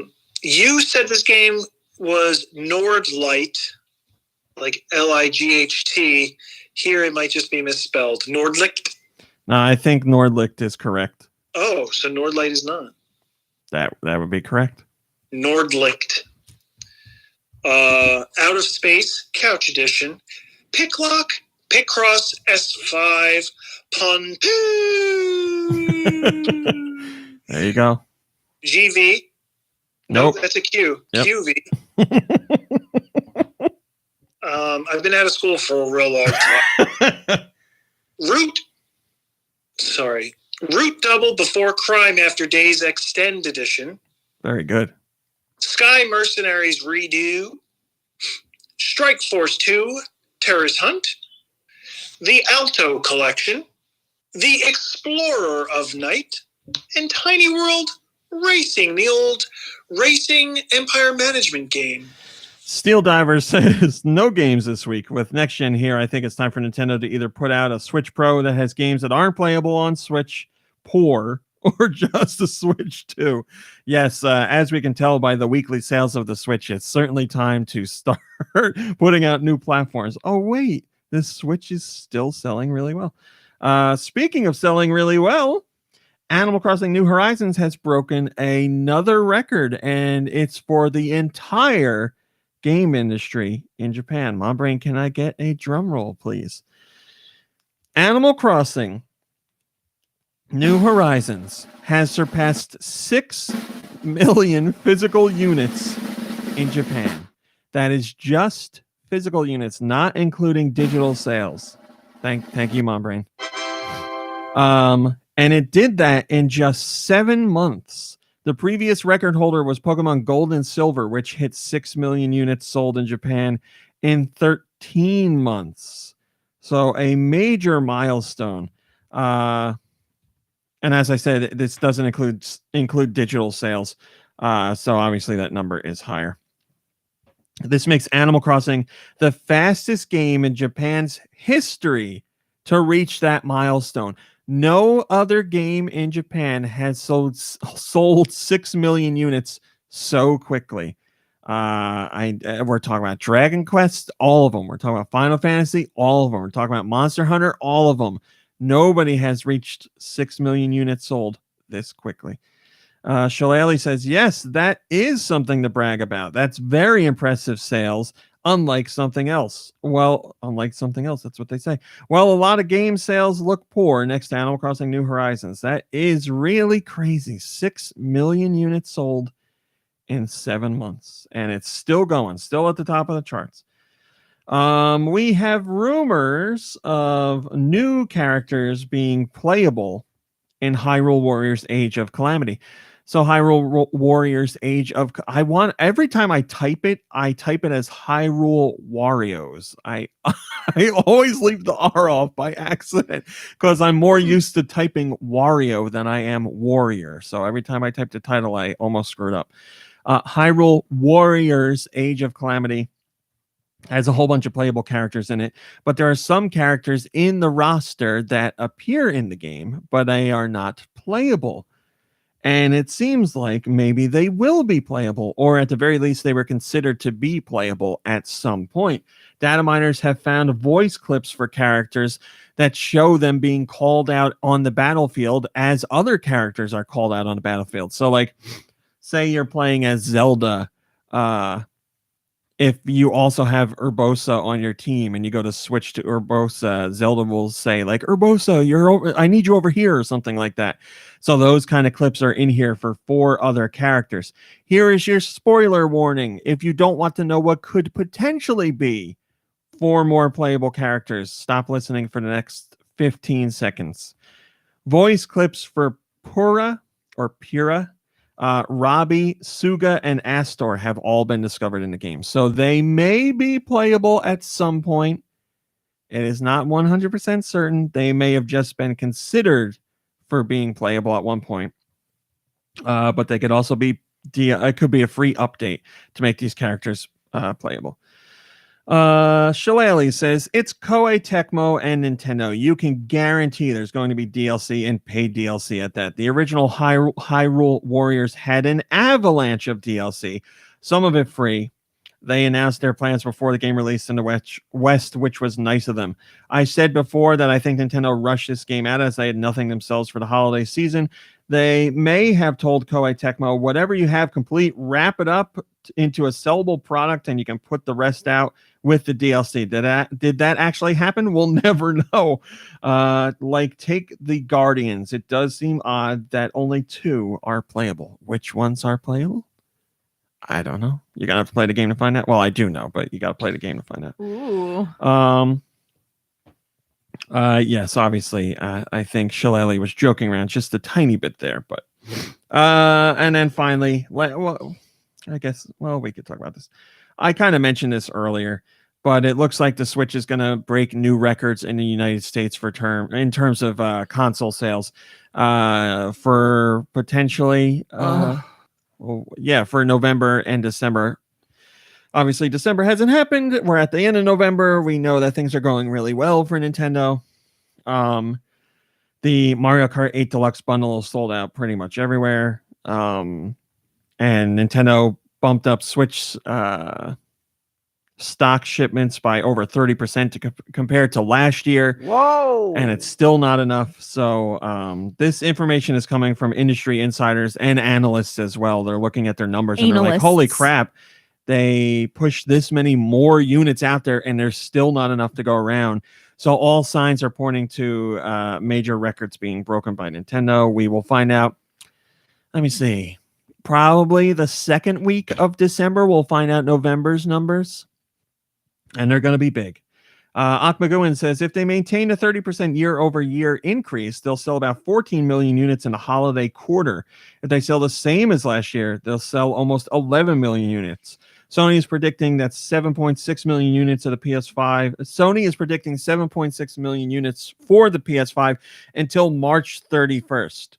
I doubt Microsoft is predicting more units than Sony. So it's just a case of basic math. No need to be surprised.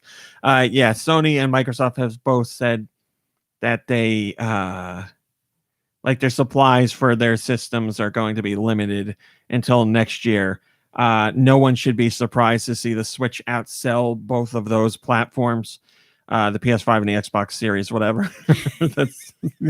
Thank you, Mom Brain.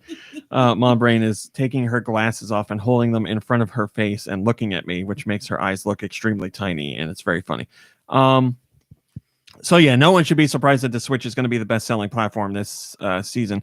But the surprise would be to see it even top last year by like multiple millions, multiple MIGs. And it seems like... What did he say to you? It seems like it's going to happen. All indications are... all indications are it's going to happen, especially in the US. And we know the thing is doing well in the UK as well. And we see that Nintendo's titles in the top 10 as far as software in the UK goes. They're maintaining their places and actually growing week to week. And the other titles are dropping off the charts. So this is Nintendo's holiday once again. Next year's holiday will be very interesting to see because obviously the Xbox and the PlayStation 5 will have much better stock situations. And I would imagine the Switch won't be able to outsell the PlayStation that year. I still think it could outsell the Xbox pretty easily, but we'll see. But as far as things stands right now, yeah, the Switch is without a doubt over 70 million units sold by now. No questions asked. The system did it without a doubt because it hit 67 million or 68 million in Nintendo's last fiscal quarter. 69 million, 70 million, 71 Higher, million, higher, 72 million, higher. For $1. 73 million. Stop the clock. She got it. Do we know for a fact that person was sleeping outside of a GameStop for a PS5? Maybe they were waiting for an amiibo, Switch bundle. A Switch bundle? Yeah, maybe they could have been. Maybe That's the true. Switch 2. Yeah, they were getting the Switch. Maybe Nintendo 2DS. Maybe what else? Maybe one of them. Maybe a Black Friday deal on gamer shirts. Oh yeah, classically trained with like the NES controller. Don't bother me. I'm gaming. The socks that say like, if you can see this, I'm gaming. I'm gonna top it. The picture of the bride and the groom Game saying over. "Game over." That's what he's waiting for, and he already got kicked out of the house, so that's why he's sleeping on the street. Sleeping on the street. Yeah, it makes sense. That's got to be it. I'm guessing he was there because he really wanted a subscription to Game Informer. They're giving such a great deal on Game Informer this year. All right. Nader Die says, I'm not a gamer because I have no life. I'm a gamer because I have many. Yeah. Yeah. Oh man. All right. That's You're getting one of those for Christmas from my grandfather, I'm sure. Well, hopefully I'll get another fart now loading shirt. Well, I'll keep my fingers you know what? crossed. When I found while cleaning the basement the other day was Hello, Blood Ocean. where there's a will, I want to be in it. Because Hello, Nader if he Die. knows anything about you, it's that I'm gonna die. Just Or waiting. Somebody's gonna die. Around Yep. me. Yep. All right, we did top stories. It's time to talk about what we played. Nikki Hill, what have you been playing? No surprises. I have not gotten into Ring Fit again for the second week, and but I did play Solitaire. I'm sorry. This is games we've played. Why do you have to keep telling us about games you haven't played? That's got to be a real long list. Because I brought up Ring Fit, and I'm just keeping myself honest with the fact that I'm slacking on it. Hi, Ice Grove. Ring Unfit. That thing does not fit around my waist. I don't think I'm going to ever get it to fit around my waist. That thing is so small. That ring is not big enough for me to slip into. I just can't fit in it. More like Ring Fat Adventures. Oh. We don't body shame on this podcast. So I played that Suguru game, Suguru Nature. Yes. Which I thought that company made that game, but no, that's like a real puzzle, just like Sudoku. Like it's in existence. It's out there in the world. Yes. I just never knew about it. It is true. Okay, then. Thank you. I think that's it. Yeah. Big week. Kirby, what have you been playing? Basically just the same stuff I played last week. You know, all the games on my phone. Okay. But Rami, that game you mentioned at the beginning of the show, Ruiner. Yeah. I was I just happened to like randomly be browsing the Steam store when you were talking about it. It looks pretty good. I might pick it up. Yeah, it's a cool one. It's got a, you know what I didn't mention, which is important for those kind of games, cyberpunkish games. It's got a great soundtrack too. It's like one of the, you're going around like killing a whole bunch of people, and it's got one of those soundtracks that's like, I don't know how to describe it. You know what? It feels like this. It's kind of like a Nine Inch Nails, like techno dance stuff all mixed together. Butt rock. Not butt rock. It is not butt rock. Cyber butt rock. Well, I hope you enjoy that if you do play Kirby. I look forward to hearing what you think. Yeah, I'll let you know if I end up picking it up. Rami, I want you to record a like a music track where you do all the sounds, and then like you cut all those images, like all the videos of you doing it together in a montage. my cyberpunk song just ended up sounding like that Nine Inch Nails song. What's it called? I don't know. I wanna if you like an animal. That's a... Yeah, we're rocking today. I wanna love you with my genitals. That's how raw meat lets me know that he's in the mood. Do Michaels, what have you been playing? Autumnal Blake says, "Wow, beautiful." I'm sorry, dude. Go ahead. Look at what cumulative says. That's my song. Banano, binano, banano. Oh man, that's funny. All right, sorry, dude. Go ahead. What have you been playing? Got it all out of your system, sir? I do. I don't know if my brain's gonna. I would like to know what you haven't been playing, dude. Please. Yeah, I know I gave Nikki Hill crap about that, but I do want to ask Kirby, did you not play Control this week? I don't think I did, but you know what? I'm glad you mentioned it because there was one thing I wanted to bring up last week when I was talking about it. I do have one very minor quibble with the game, and that is so far. I've basically just been going through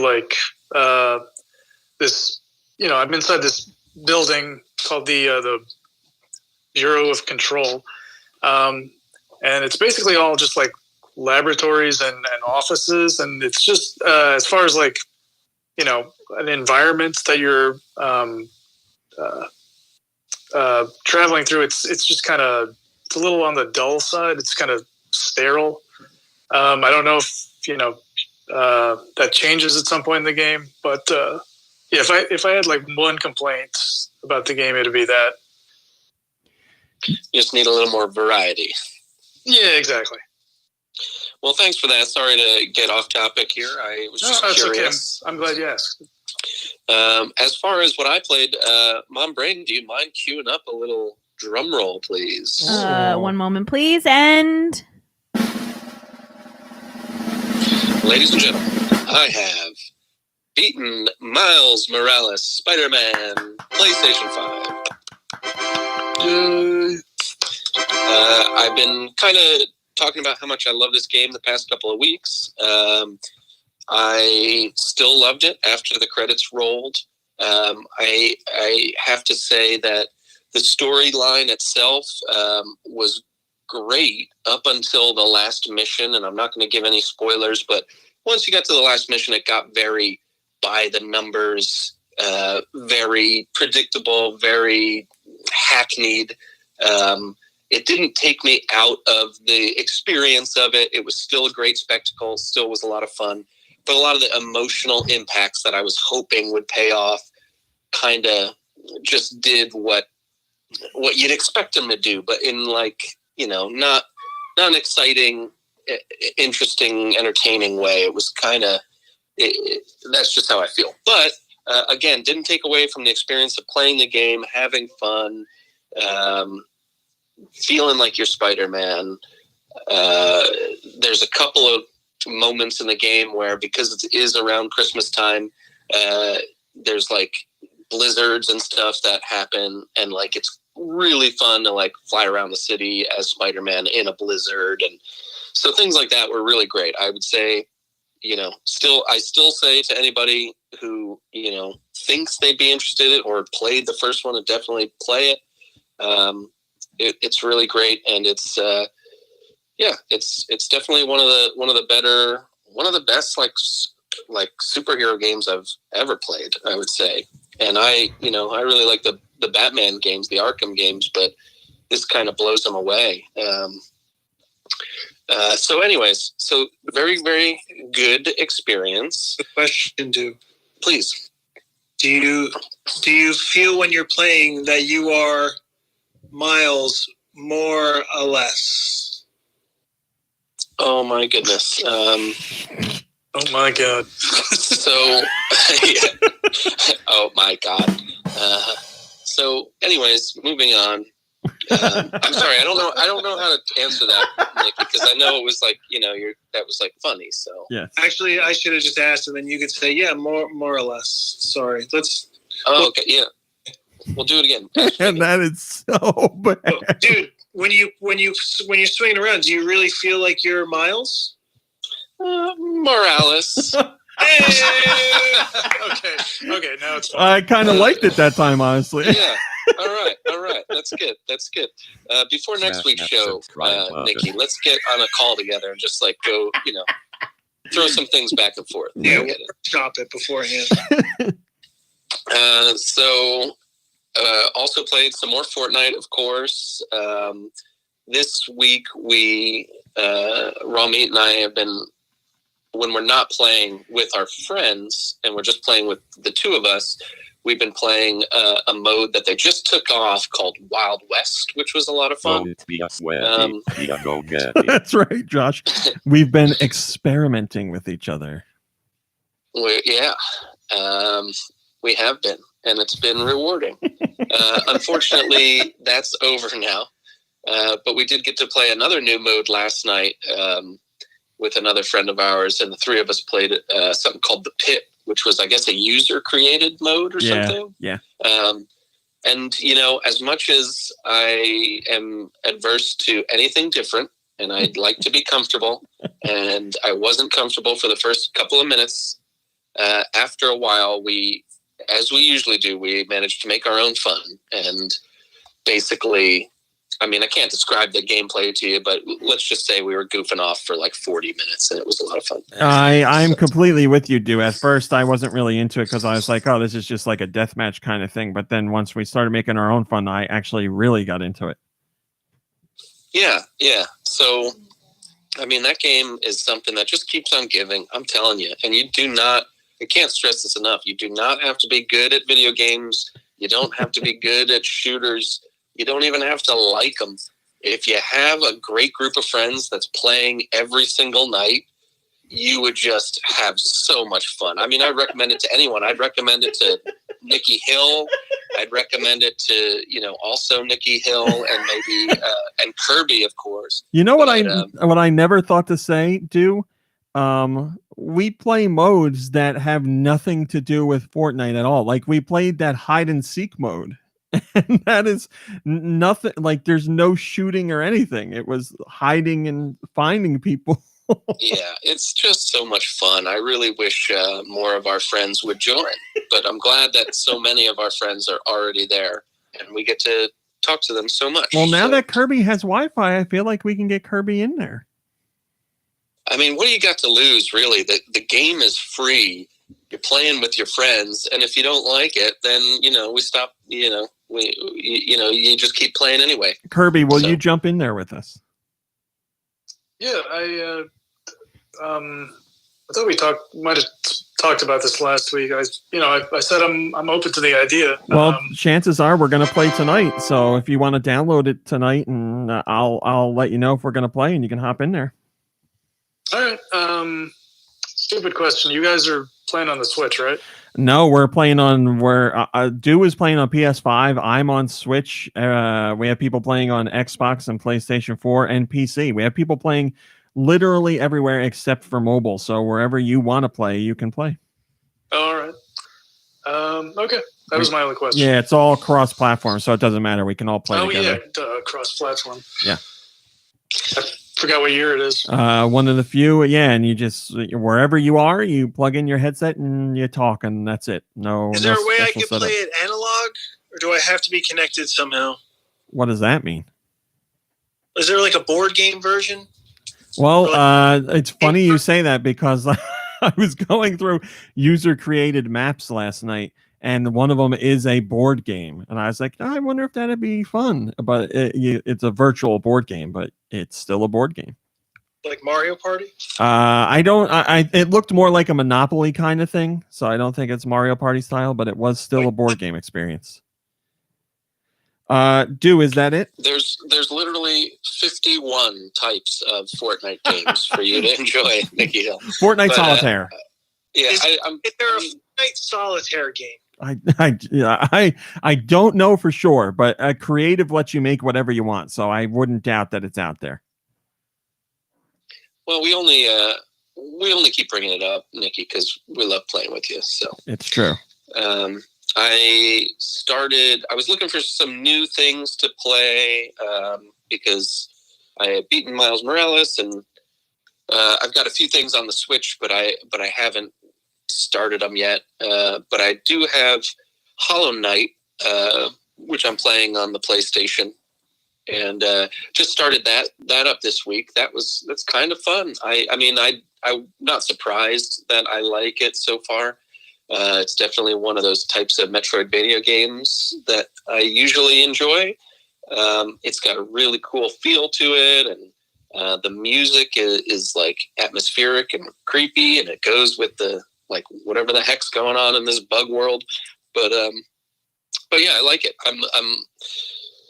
I'm having some trouble with the difficulty right now, but I know that there are a lot of games, especially Metroidvania games, where you start out not powerful, and you get this stuff as you go. And that's kind of part of what keeps me playing those games is like getting gradually stronger, getting newer abilities and things like that. So I'm going to try to keep up with that game. So happy to finally be playing that.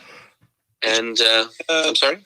Did you get to the store, like the person where you walk in and you talk to her and she goes, Baffanada? I don't think I did. But I'll be keeping an ear out for that, because I do like, Hello. I like all that nonsense, like in games. Zelda is big on that kind of stuff, But yeah, and then last but not least, I kind of started downloading some old PS4 games on the PS5 because I was like, they're going to look and run so much better.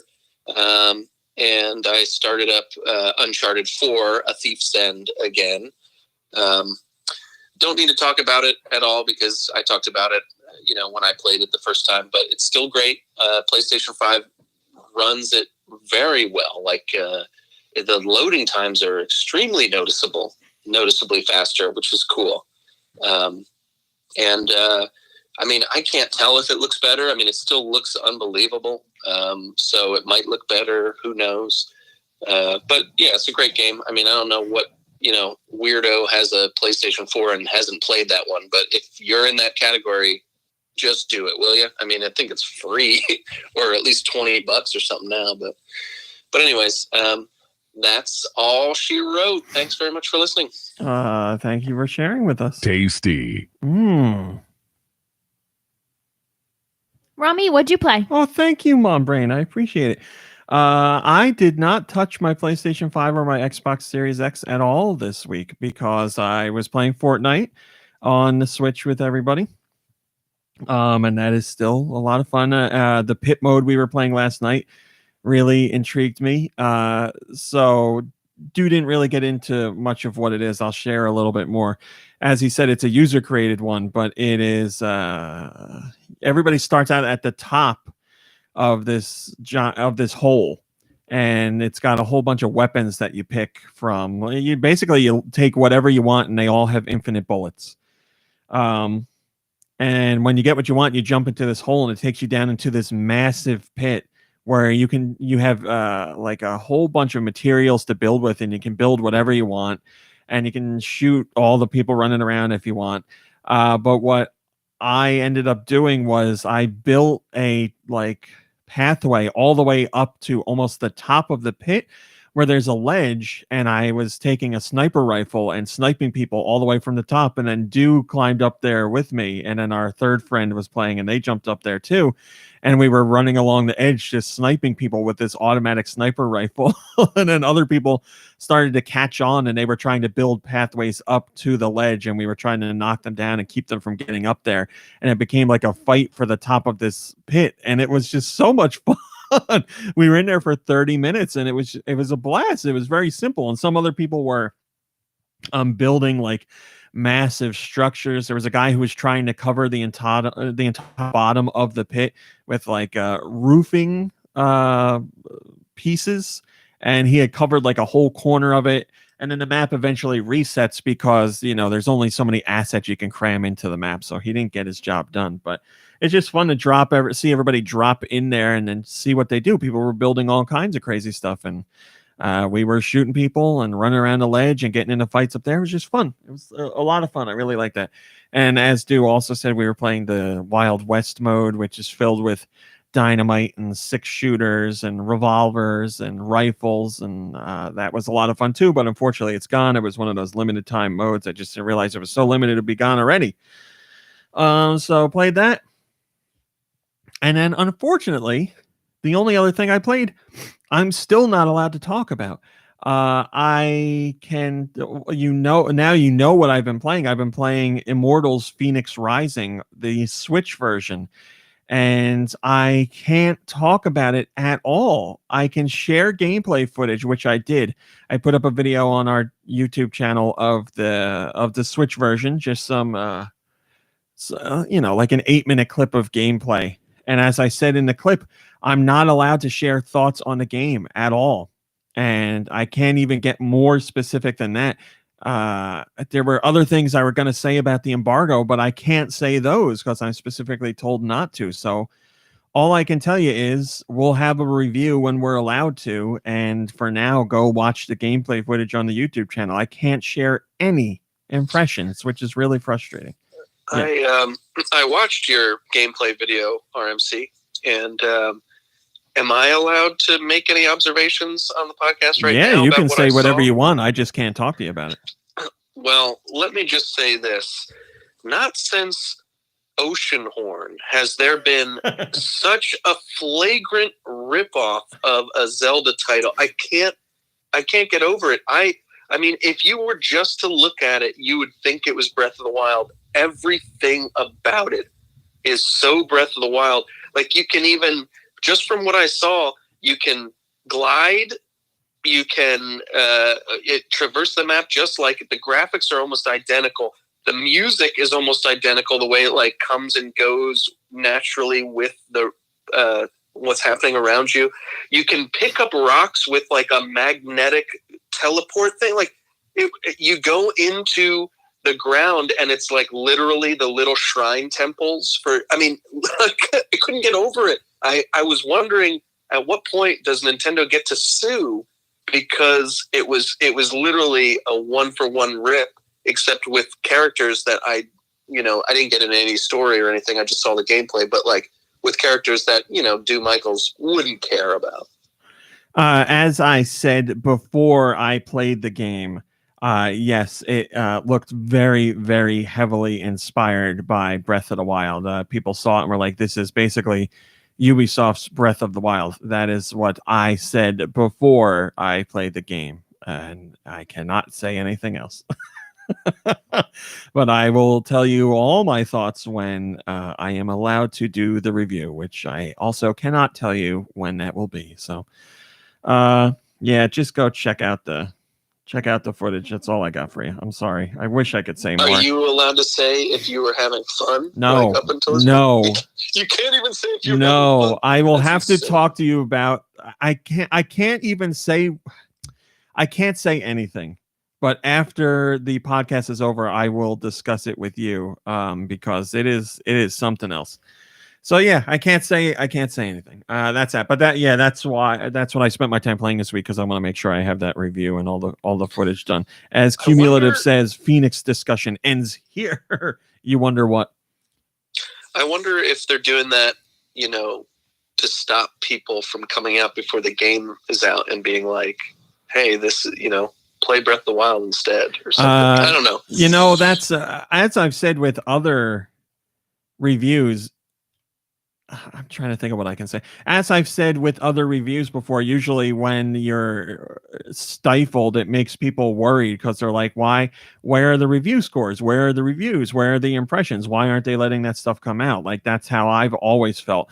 It's a little bit different nowadays, but I still think people think that if they know that, like, a game, like a company has a game coming out and they're not letting anybody talk about it until launch day, it makes you a little nervous. I'm not saying that's what's going on here. I'm just saying I think this that's how exhibit is people closed.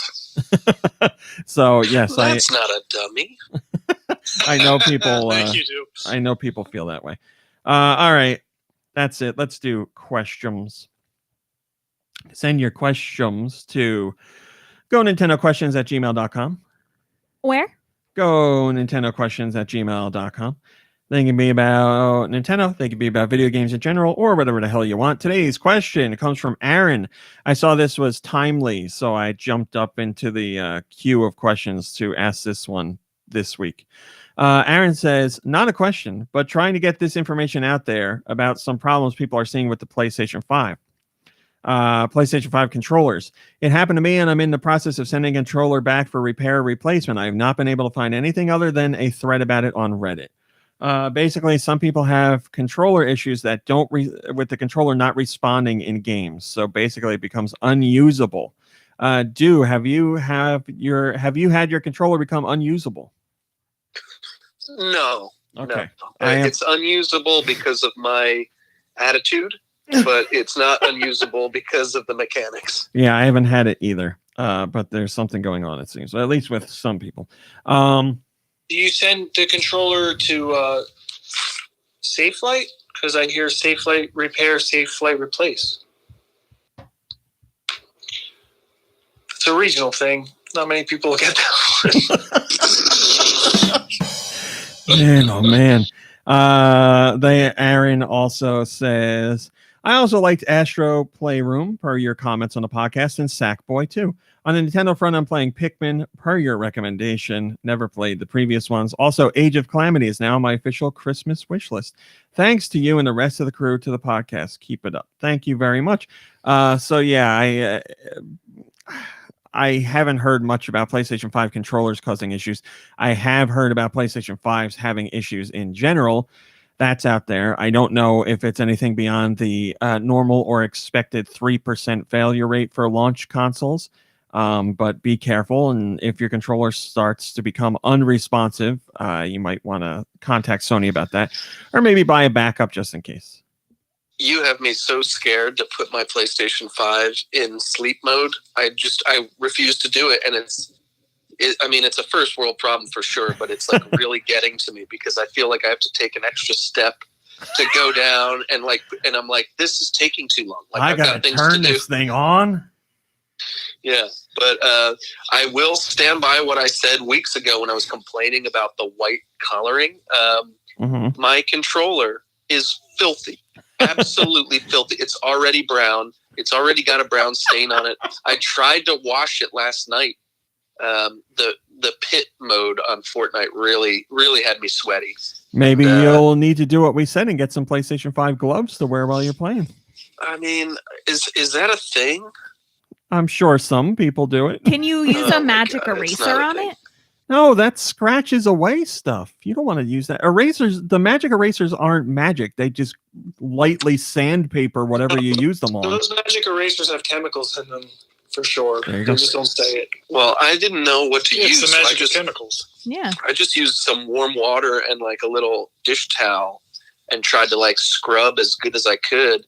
And I mean, if it's dark enough, you can't tell, but I mean, I still don't get it. Why white? Why white? It's so ugly.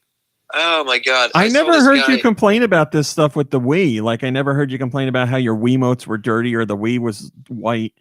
Well, the Wii didn't bother me because it was like so compact looking. But my controllers did get pretty gross, especially my. I remember my thumb stick. What's it called? The joystick. Yeah. The joystick and the D-pad got like so brown, and like the rest of the controllers were like white, and it was like, what? Like, is that? Oh, you got like a real cool, like unique, skin for your controller. Nope, that's just dirt because it's disgusting and like. But yeah, there's like crevices where dirt would get that I don't notice on like my darker controllers. Yeah. But yeah, I don't know, man. Maybe I'm just dirty. Like, I like to think I'm very clean, but who knows? Well, you do snack when you play, right?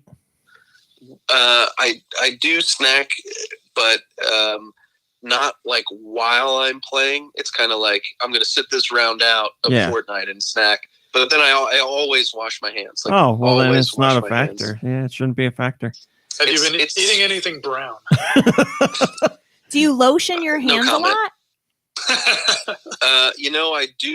I do lotion my hands, but only right before I go to bed because.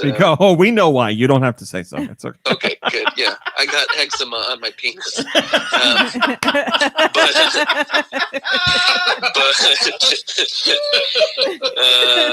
At least, yeah. Anyways, but yeah, so like, no, I take care of my hands. I like to think so. Like they're soft as a baby's bottom, and I wash them all the time, and I have to use lotion at night because of how much I wash my hands. And I think it's just I get sweatier than most people playing games. And I don't know why that is. I mean, it's cool because I'm getting into the game, obviously. It's why I play video games. But, I just wish... I mean, look, if you're going to make an ugly white system, like maybe give me an option for a different color controller. I mean, I'm sure that's down the line, but for right now, I am not happy with the aesthetics. Colma's got a great idea. He says, $1 million idea. Orange controllers that are the same hue as Cheetos and Doritos. Helpful for other people, but also I love orange controllers. Win-win. Yeah, your gamer fuel. People are eating Cheetos and Doritos all the time, and you wouldn't have to worry about it, really. That sounds like a brand. A brand tie-up? Yeah, tie-in or something. What is that noise? What is what noise? There's nothing. Oh, I heard something on your end. It stopped. There's a... Yeah, because like when our hands sweat, like we have oils too. It's not just like sweat or anything. So like those oils and stuff really come out. I mean, like my controllers get dirty because your hands are on them and you're sweating. Of course it happens, but nothing like crazy. I haven't noticed anything bad on the PlayStation 5 controller yet, but I haven't used it all that much. I'm sure it'll get there. But like my PlayStation 4 controllers got dirty. Yeah, I would usually take like a cleaning cloth and wipe them down every couple of months or something like that, and then take like a toothpick and like clean out all the seams on the controller, but nothing like crazy. It is nasty how much gets in those seams, and the cleaning of the seams is something that I never did before. I guess I never cared much to look, but I've already had to clean the seams on this PlayStation controller once, and the stuff that comes out of there is so gross. Yeah, if you're looking to keep things really clean, you got to do it. It happens. I mean, your hands get sweaty. That's what happens. Thank you again, Aaron. Now we have a Patreon question. Mombrain, did you know that you can join the GoNintendo Patreon for $1? For $1, as Billy says. Today's Patreon question comes from Charlie. Hello, Charlie. Says, hi, RMC and the podcast crew. I used to be in the chat when the podcast was live using the name Charlie. Sadly, I haven't been able to make one for years, but I'm still here using the site every day and listening to the podcast every week. So keep up the good work. I don't know what I'd do without you. Sorry for the following gross questions. Oh, this is right up our alley. May the rats eat your eyes! Firstly, I'm from England and have always wondered when you talk about fast food restaurants giving you diarrhea, Subway and Taco Bell specifically, if I remember correctly, is this just an accepted fact with everyone from the U.S. that if you eat in either of those places, you're going to be glued to the toilet for a while afterwards? We have them both here, and I've never heard of anyone saying that before. Is this the Charlie that bit that kid's finger? Well, his name is Charlie, and he is from England, so it's got to be. Yeah, it's got to be it. I think if you're eating... Look, here's the truth. Here's the truth. Mombrain, you are a Taco Bell eater, so you could answer the Taco Bell aspect. I don't often get diarrhea from Taco Bell. I don't often diarrhea, but when I really do... I really don't. I couldn't tell you I don't either. The last time that happened. It's more like a joke that like you're going to get diarrhea from Taco Bell. It's like a fast food joke with, I guess, Americans. Like you eat, people are like, oh, I'm going to be feeling this later or something like that. It's something that we as Americans do to make ourselves feel better about eating crappy food. Because we know we're putting this junk into our system. We know we shouldn't. We know we're going to be hungry after 30 minutes after eating it. and it's not doing anything for us, but we just can't help it. So in order to make ourselves feel better, we have to make a joke like a self-deprecating joke about it. And then that's it. We're just disgusting. We just like making jokes about diarrhea. Yes, I think that's it. It's very American. Anastasia also, like, it's Beaverhausen kind of. Sorry, go ahead. says, I had Taco Bell a few times when I visited Glasgow, and I never had the shooty scoots. There you go. I was gonna say that, like, I feel like it's pretty well known though that in America the same fast food, the same food chains, like food is made differently around the world, even though it has the same name. And so, like, it's not always the same ingredients, and it's not always the same quality. I feel like, right? There's been a lot of that. Yes, like, I've heard great stories about how the fast food restaurants that we have here, their versions that are abroad of the same franchises are so much better than what we have here. Like ours are extremely, low quality and low grade, but in other markets they're so much better. Yeah. So there's that. Wolfric Chaser says White Castle was supposed to give me diarrhea and it didn't. Are you disappointed? I think Taco Bell, maybe 10 or 15 years ago was a different quality too, right? Colma was just saying that in the chat, I believe.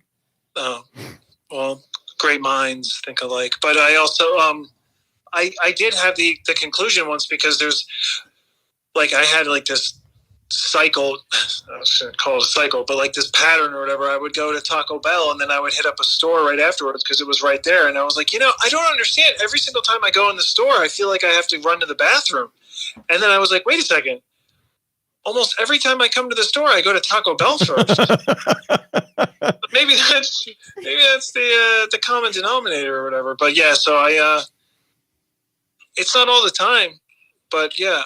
I think raw meat always, like, no matter what you eat, you always say it's going to give you diarrhea. Oh, right? yeah, I do say it as a joke. Like I if I say it about Pizza Hut or whatever, it's a joke, but it's a joke about the quality of the food. Yeah. We always say it as a joke, but if it happens for real, then we kind of expected it, Yes. Yeah, you're not surprised. There's no surprises here, but it's always as a joke. I feel like Pizza Hut, above all, has given me the runs. For real. No, Pizza Hut, I'm okay. The one place I go to that it won't give me diarrhea, but it'll be like 30 minutes later. I'm like, I have to poop already, is Friendly's.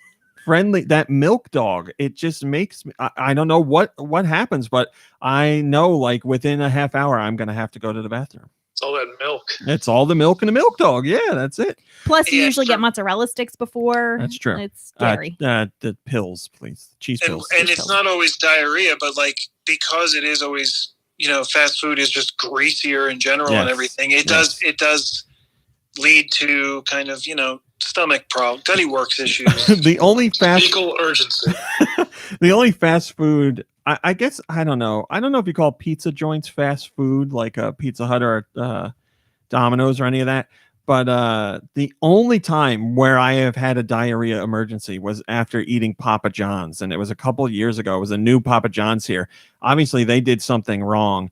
And we were out. And I was like, we need to stop at Walmart because I'm going to die. And that has never happened to me before that or after. I don't know what was wrong with that Papa John's pizza. It didn't taste bad. It tasted fine. But it's something in it almost killed me. And I was like, never again. I'm never eating Papa John's again. And that Papa John's is closed now. Better ingredients, better pizza, better diarrhea. Better ingredients, better pooping. Papa John's. Poopa John's. Oh my God. And a John is a toilet. It makes so much sense. We've been enlightened. Better ingredients, faster eliminations. Charlie goes on. Mega doo-doo. Charlie says, secondly, is there a specific fart that you've done in your life that you can remember as being the loudest? When I was in university, the girl in the room next to me heard me let one rip, an absolute beast, and laugh at it afterwards. Stay safe. Love you lots. I don't remember a particular fart that was so loud that I remember it above all others. No. I was just going to say, Nikki Hill might have been present for the loudest one I've ever produced. It was we were at the movies, and what did we have before? It was like pho or something. Yeah, we had noodles, and I had to wait until everyone else had left the theater because I was so gassy, and I was like, I know this is going to be loud. I need to wait until everyone is out of this room, and it was pretty loud. I mean, that's it's the loudest one in recent memory. For all I know, it might not be the loudest, but. Yeah, Mom Brain just lets them rip all the time, so I got nothing about like, oh, that's the loudest you've ever done. It's just regular. You can't let silent farts out of this dump truck. Like, there's just no way around it. The air horn. There was one time that I broke wind and the police showed up. We're getting a brown noise complaint, sir. Thank you again. We have some rare audio of raw meat fart. Oh, do we? Beep, beep. There it is. That's it. Thank you again, Charlie. I appreciate it. What is that? Yeah, you don't want to hear my fart stories, Charlie. So. Oh, did you want to share one? No. Okay. I just, I mean, I've got a couple of good ones, but most. They're not like me farting. It was like I was present for a loud fart. That was me farting by Chopin.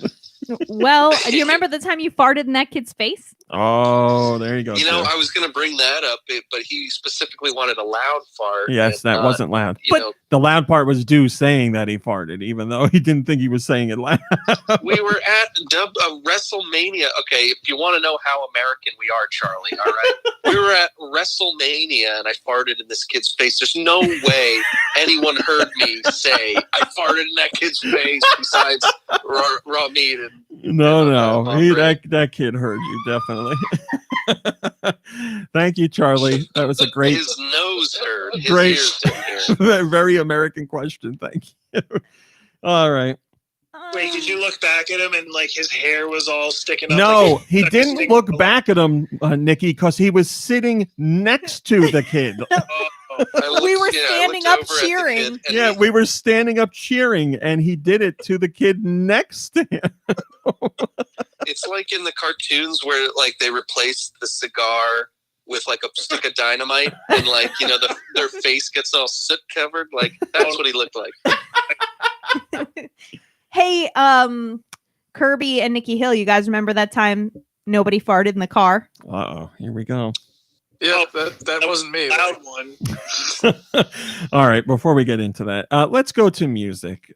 Please send your music to gnpodcastmusic@gmail.com. Where? gnpodcastmusic@gmail.com. Actually, I think, Mom Brain, now that you mention it, yeah, I think I remember hearing a beep beep. Oh my God, do you think that was it? Must have been raw meat. She just switched off the soundboard. She can't do the beep beep anymore. Beep beep. Music. You want to hear it? You want to hear it? Oh. Let's do this. I feel good about this. If you have music, you can send it to gnpodcastmusic@gmail.com. I said that twice. If you have music, we want to hear it. Is that what I sound like? This one comes from Autumnal Blake.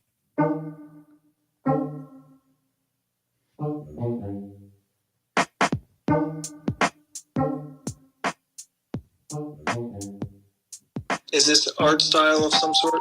Nope.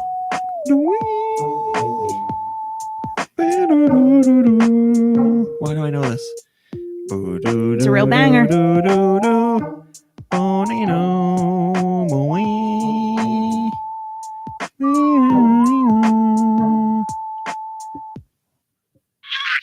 Oh, this is Animal Crossing. It's a KK song. Yeah, KK cruising.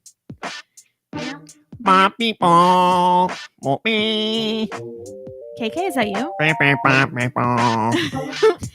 All right, that was from Autumnal Blake, and it was from Animal Crossing. Here comes one from the esteemed Anastasia Beferhausen.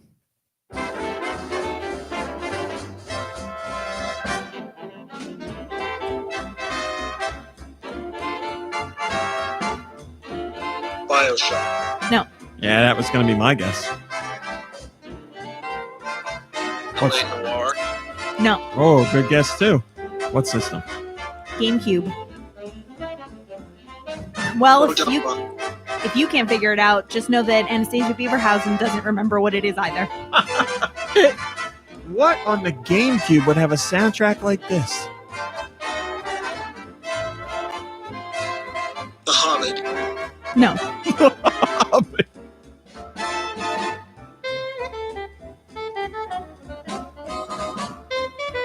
I don't know. Go ahead. Yeah, you're right. Anastasia Beaverhausen. It is Monsters, Inc.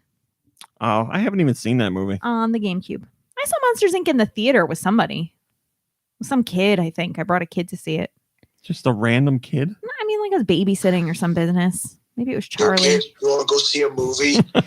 That was... You want to see a movie about a one-eye? That was from Anastasia Beaverhausen, and it was Monsters, Inc. Here comes one from Blood Ocean 07. Well, I mean... Super Mario Odyssey? No. New Super Mario Brothers? Nope. New Super Mario Brothers Wii? Nope. New Galaxy Brothers Galaxy 2. 2. I was way off. Wow. So that was from Super Mario Galaxy 2, and it was from our friend Blood Ocean 07. This jam comes from Giant Reggie. Star Tropics. Yes. Great song. Let's let go a little bit. You know, Nintendo, it's about time to bring back Star Tropics, goddammit. It's pretty much Zelda. Why can't we have another game like Zelda, but you're on islands? Yeah, I'd love another Star Tropics. Right? I want to throw a yo-yo at enemies. Come on. All right. That was from Giant Reggie, and it was Star Tropics on the NES. This one comes from Glitter Bubble 3.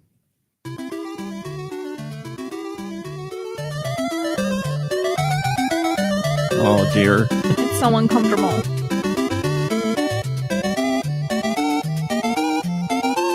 That's making me nauseous. Right? Whoa. I have absolutely zero guess. I don't know. Crystallis. I had to end it. It was Jetsons on the NES. Oh, God, help us. Mm-hmm. And that was from Glitter Bubble 3. This one is from Jess I.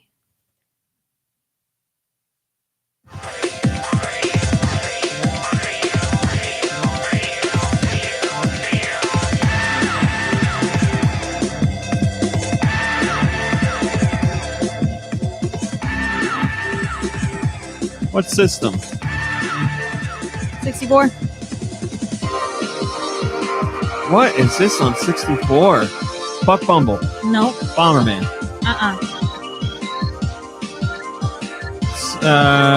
Snowboard something. No. Glover. No. Mischief Makers. No. Wave Race? No. This is 64. Wow. This is hot. Hot S. Extreme G. No. San Francisco Rush. No. Winback. No. Man, what is this, a racing game? Yep. Beetle Adventure Racing. No. Mickey Speedway. No. Wipeout. No. Like a Top Gear game. Nope. Futuristic racing? I don't know. Micro Machines? Nope. Excite Bike. No.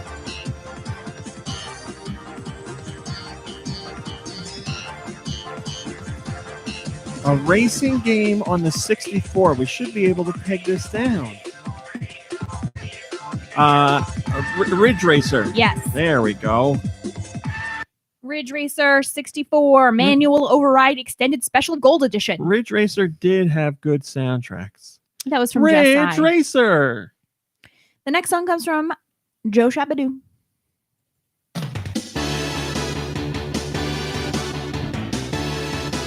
yes. Flash Dance, movie the game. Is this Super Nintendo? Yes. Sounds like it could be a licensed game. I think it is. Sounds like it could be a wrestling game. No.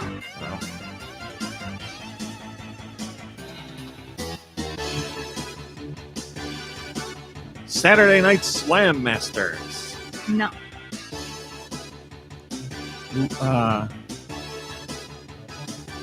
Is this? You're not sure if it's licensed? It's licensed. SWAT Cats. No. Samurai Pizza Cats. No. Franchise still around today? No. Oh.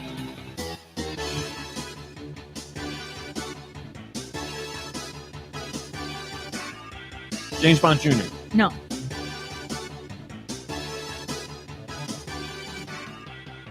Oh, how about what is Rocket Power? No.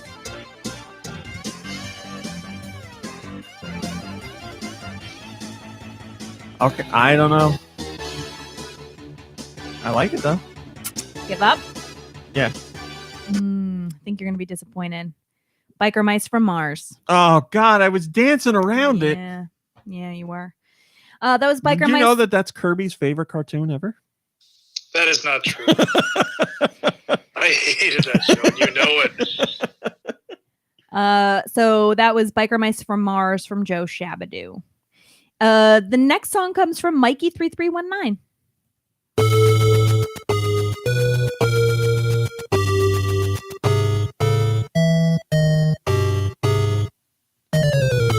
Monsters in My Pocket. No.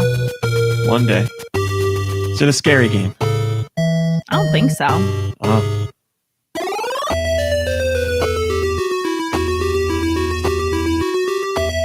Some RPG. I don't know. I don't know.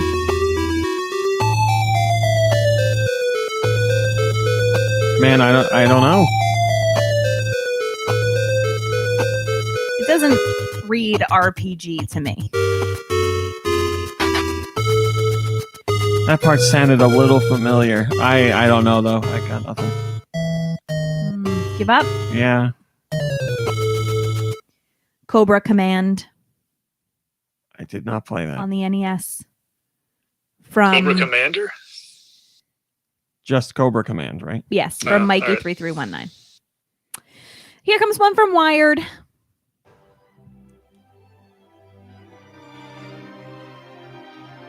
It's as loud as I can make it. What? That's so quiet. What do you want me to do? Turn it up. I can't. Ooh.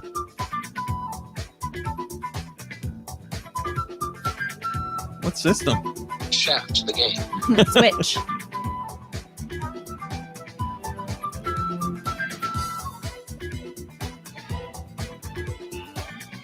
Ooh, I like it. What on the Switch, man? There's only 3,000 plus games to pick from.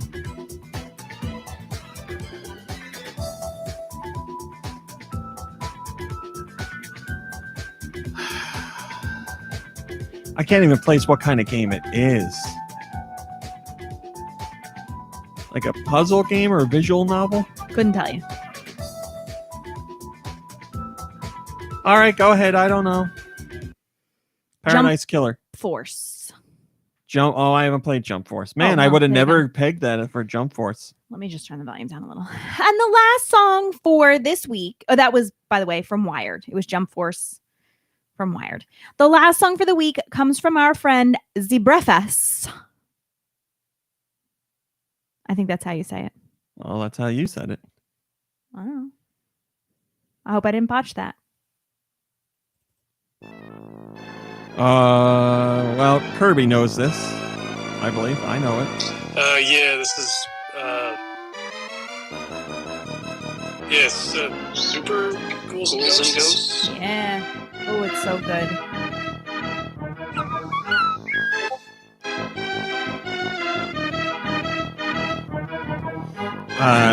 This is not the right version because I don't hear the dying jingle enough.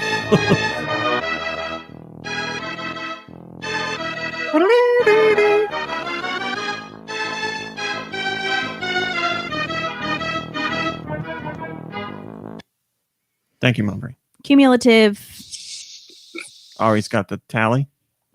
Yep, 5 out of 10. So 6 out of 9. That's what I had. 5 out of 10. Oh man. A total of 6 out of 9. Great job. Hi, Totodile, and thank you for the compliment on the hat.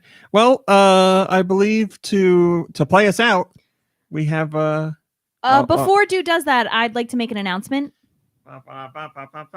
Nobody asked me what I played this week. Oh, Mom Brain, what'd you play this week? I don't want to talk about it. Go ahead, Do. Mom Brain, what did you play this week? Pearl's Peril. Is that it? Yes. Thank you, Mom Brain. Do I believe you have something to play us out? To end the show? Sure. So this is a rumor of the week. This one is true. So we've heard that the Pokemon Company is planning something big for the 25th anniversary of Pokemon, but only I have the information of what that big something is. I'm going to share it with you guys, and just be ready, because this one's pretty deep state stuff here. So just like Super Mario Maker, the original, all of the Pokemon games are going to be pulled from the internet, and physical copies are going to be eradicated. Wow. Yes, but you're not supposed to know this, so hide your games, because Pokemon, hold on, I've got this all written down here, and it makes perfect sense. It's been a good run. The Pokemon is folding their cards, the Pokemon Company is folding their cards, and they're sending representatives to every house in the world to confiscate and destroy all Pokemon games. No one's supposed to know this, so me telling you right now is basically telling you to take your Pokemon games and hide them. As you can see, I've never read this before, so I'm just looking at what I wrote earlier. And hide them, put them in lock boxes, do what you need to do, but starting next year, the Pokemon Company doesn't want me to say that. I said all that. They have records of every Pokemon game ever sold, and they're going to come, and they're going to look for them. So you better watch out. So that's the big news for the 25th anniversary. The 25th anniversary is, hey, it's been a good run, but we're out of here. So I don't know if it's strictly legal yet. I'm looking into it. I think they're going to try to keep it real quiet. But that's why whistleblowers like me have to come and save the day. So Pokemon players, I'm sorry. And I'm sorry that Pokemon industry has said that you've wasted your life for 25 years, but you haven't. But what you can do for the future of gaming and Pokemon is hide your games. Hide them, because they're coming to get them. Man, thank you for the heads up on that, too.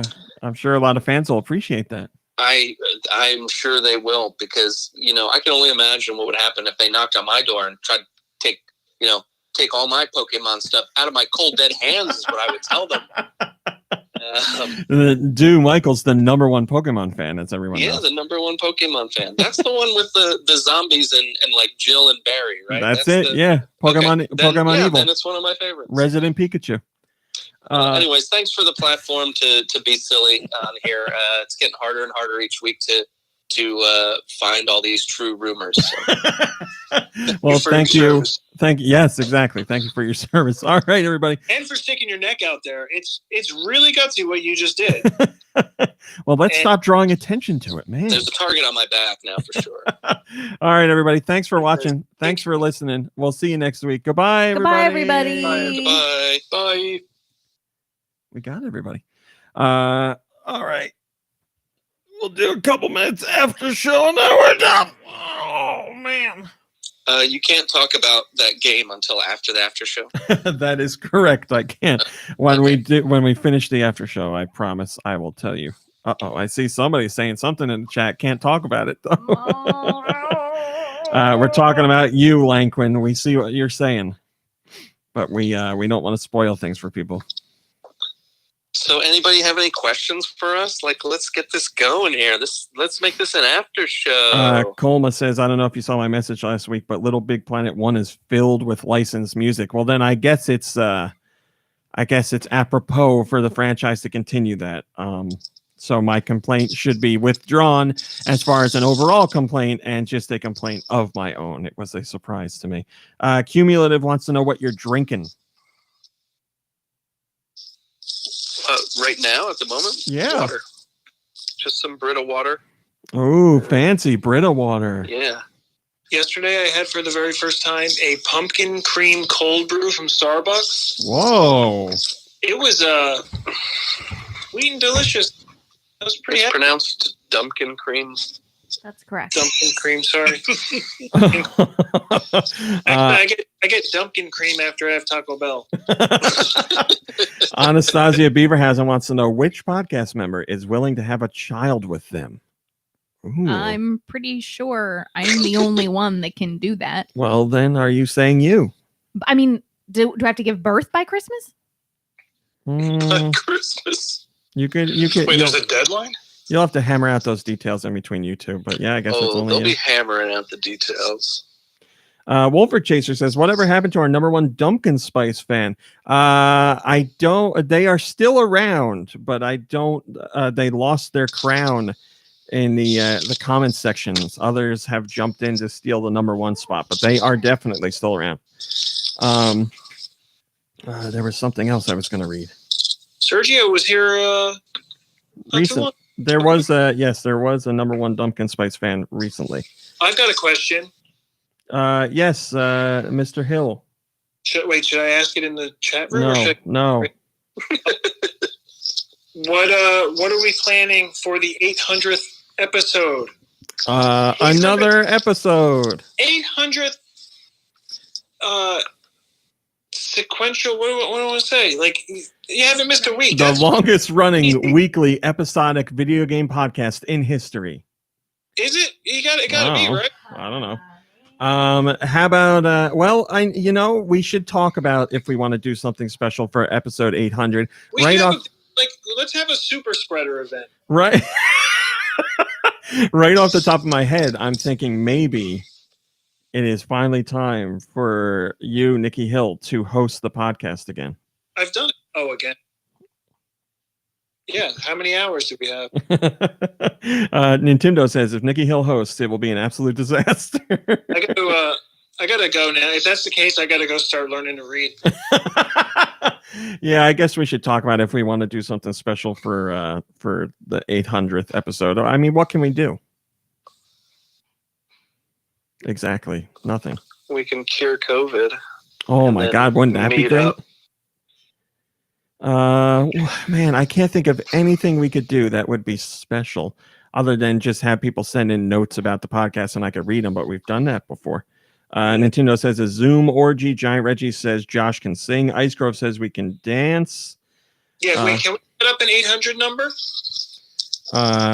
Well, we could do a phone number, yeah, but what are we going to do with that? Just have people call in and say...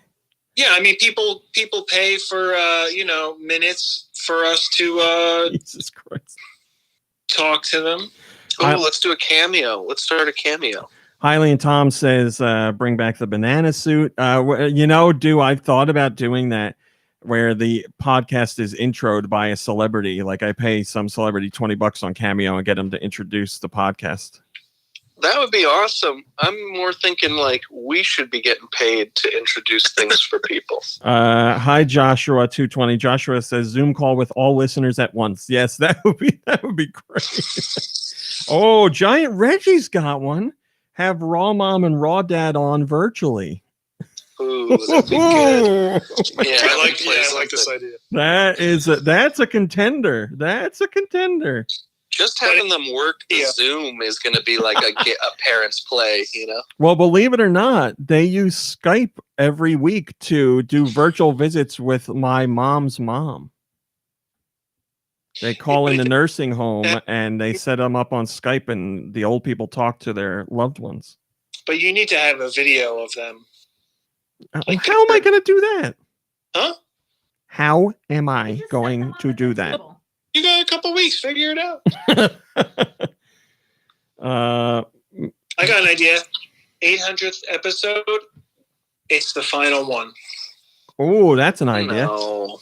Hosted by Nikki Hill with my parents as guests, and it's the final episode. No, I just came back. I gotta keep this going. I've got nothing else. This is like literally my entire life. Steister has a great idea. The nude cast. Lanquin has an even better idea. Nude Tane. Nice. I don't know. We'll think about it. But yeah, I like the parents' idea because it would be a disaster. Or we can send your parents to Cambodia, where we're really popular. Yes, number 4, baby. Wait, are you really that popular in Cambodia? That's what the numbers show. Wow. Yes, that is a great idea. Ice Grove says my dad should host. Yes. Holy crap.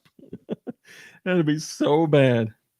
Yes, Zebrafoss. If you send me a direct message. Zebrafoss. Well, you know what you should do? Just email me, actually. Email me with your questions. You can send it to RommyCowboy@gmail. That's Why fine. don't we DM have him on Yahoo Chat. Why don't we have my mom, the true mom brain, host the podcast? Can you Why? imagine how that would go? It would probably go equally as bad as if my dad did. If there's a camera on her, it'll go great. Oh, well, thanks for listening, everybody. Spicer says the Mango Jojo cast. We should have more things to eat on the podcast, definitely. Perfect. Yes, Lanko says John Cassidy's Bowling Podcast, episode 800.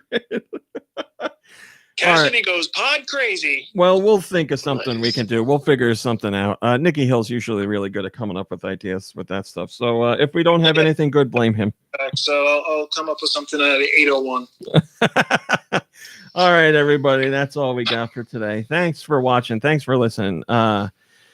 Take a brace. Take a break. Rest. Relax. You deserve. Play some games. Hang out with friends and family virtually or safely. Whatever you're doing. And that's it. We'll see you next week. Goodbye, everybody. Bye, everybody. Bye-bye. Peace out, Cub Scouts.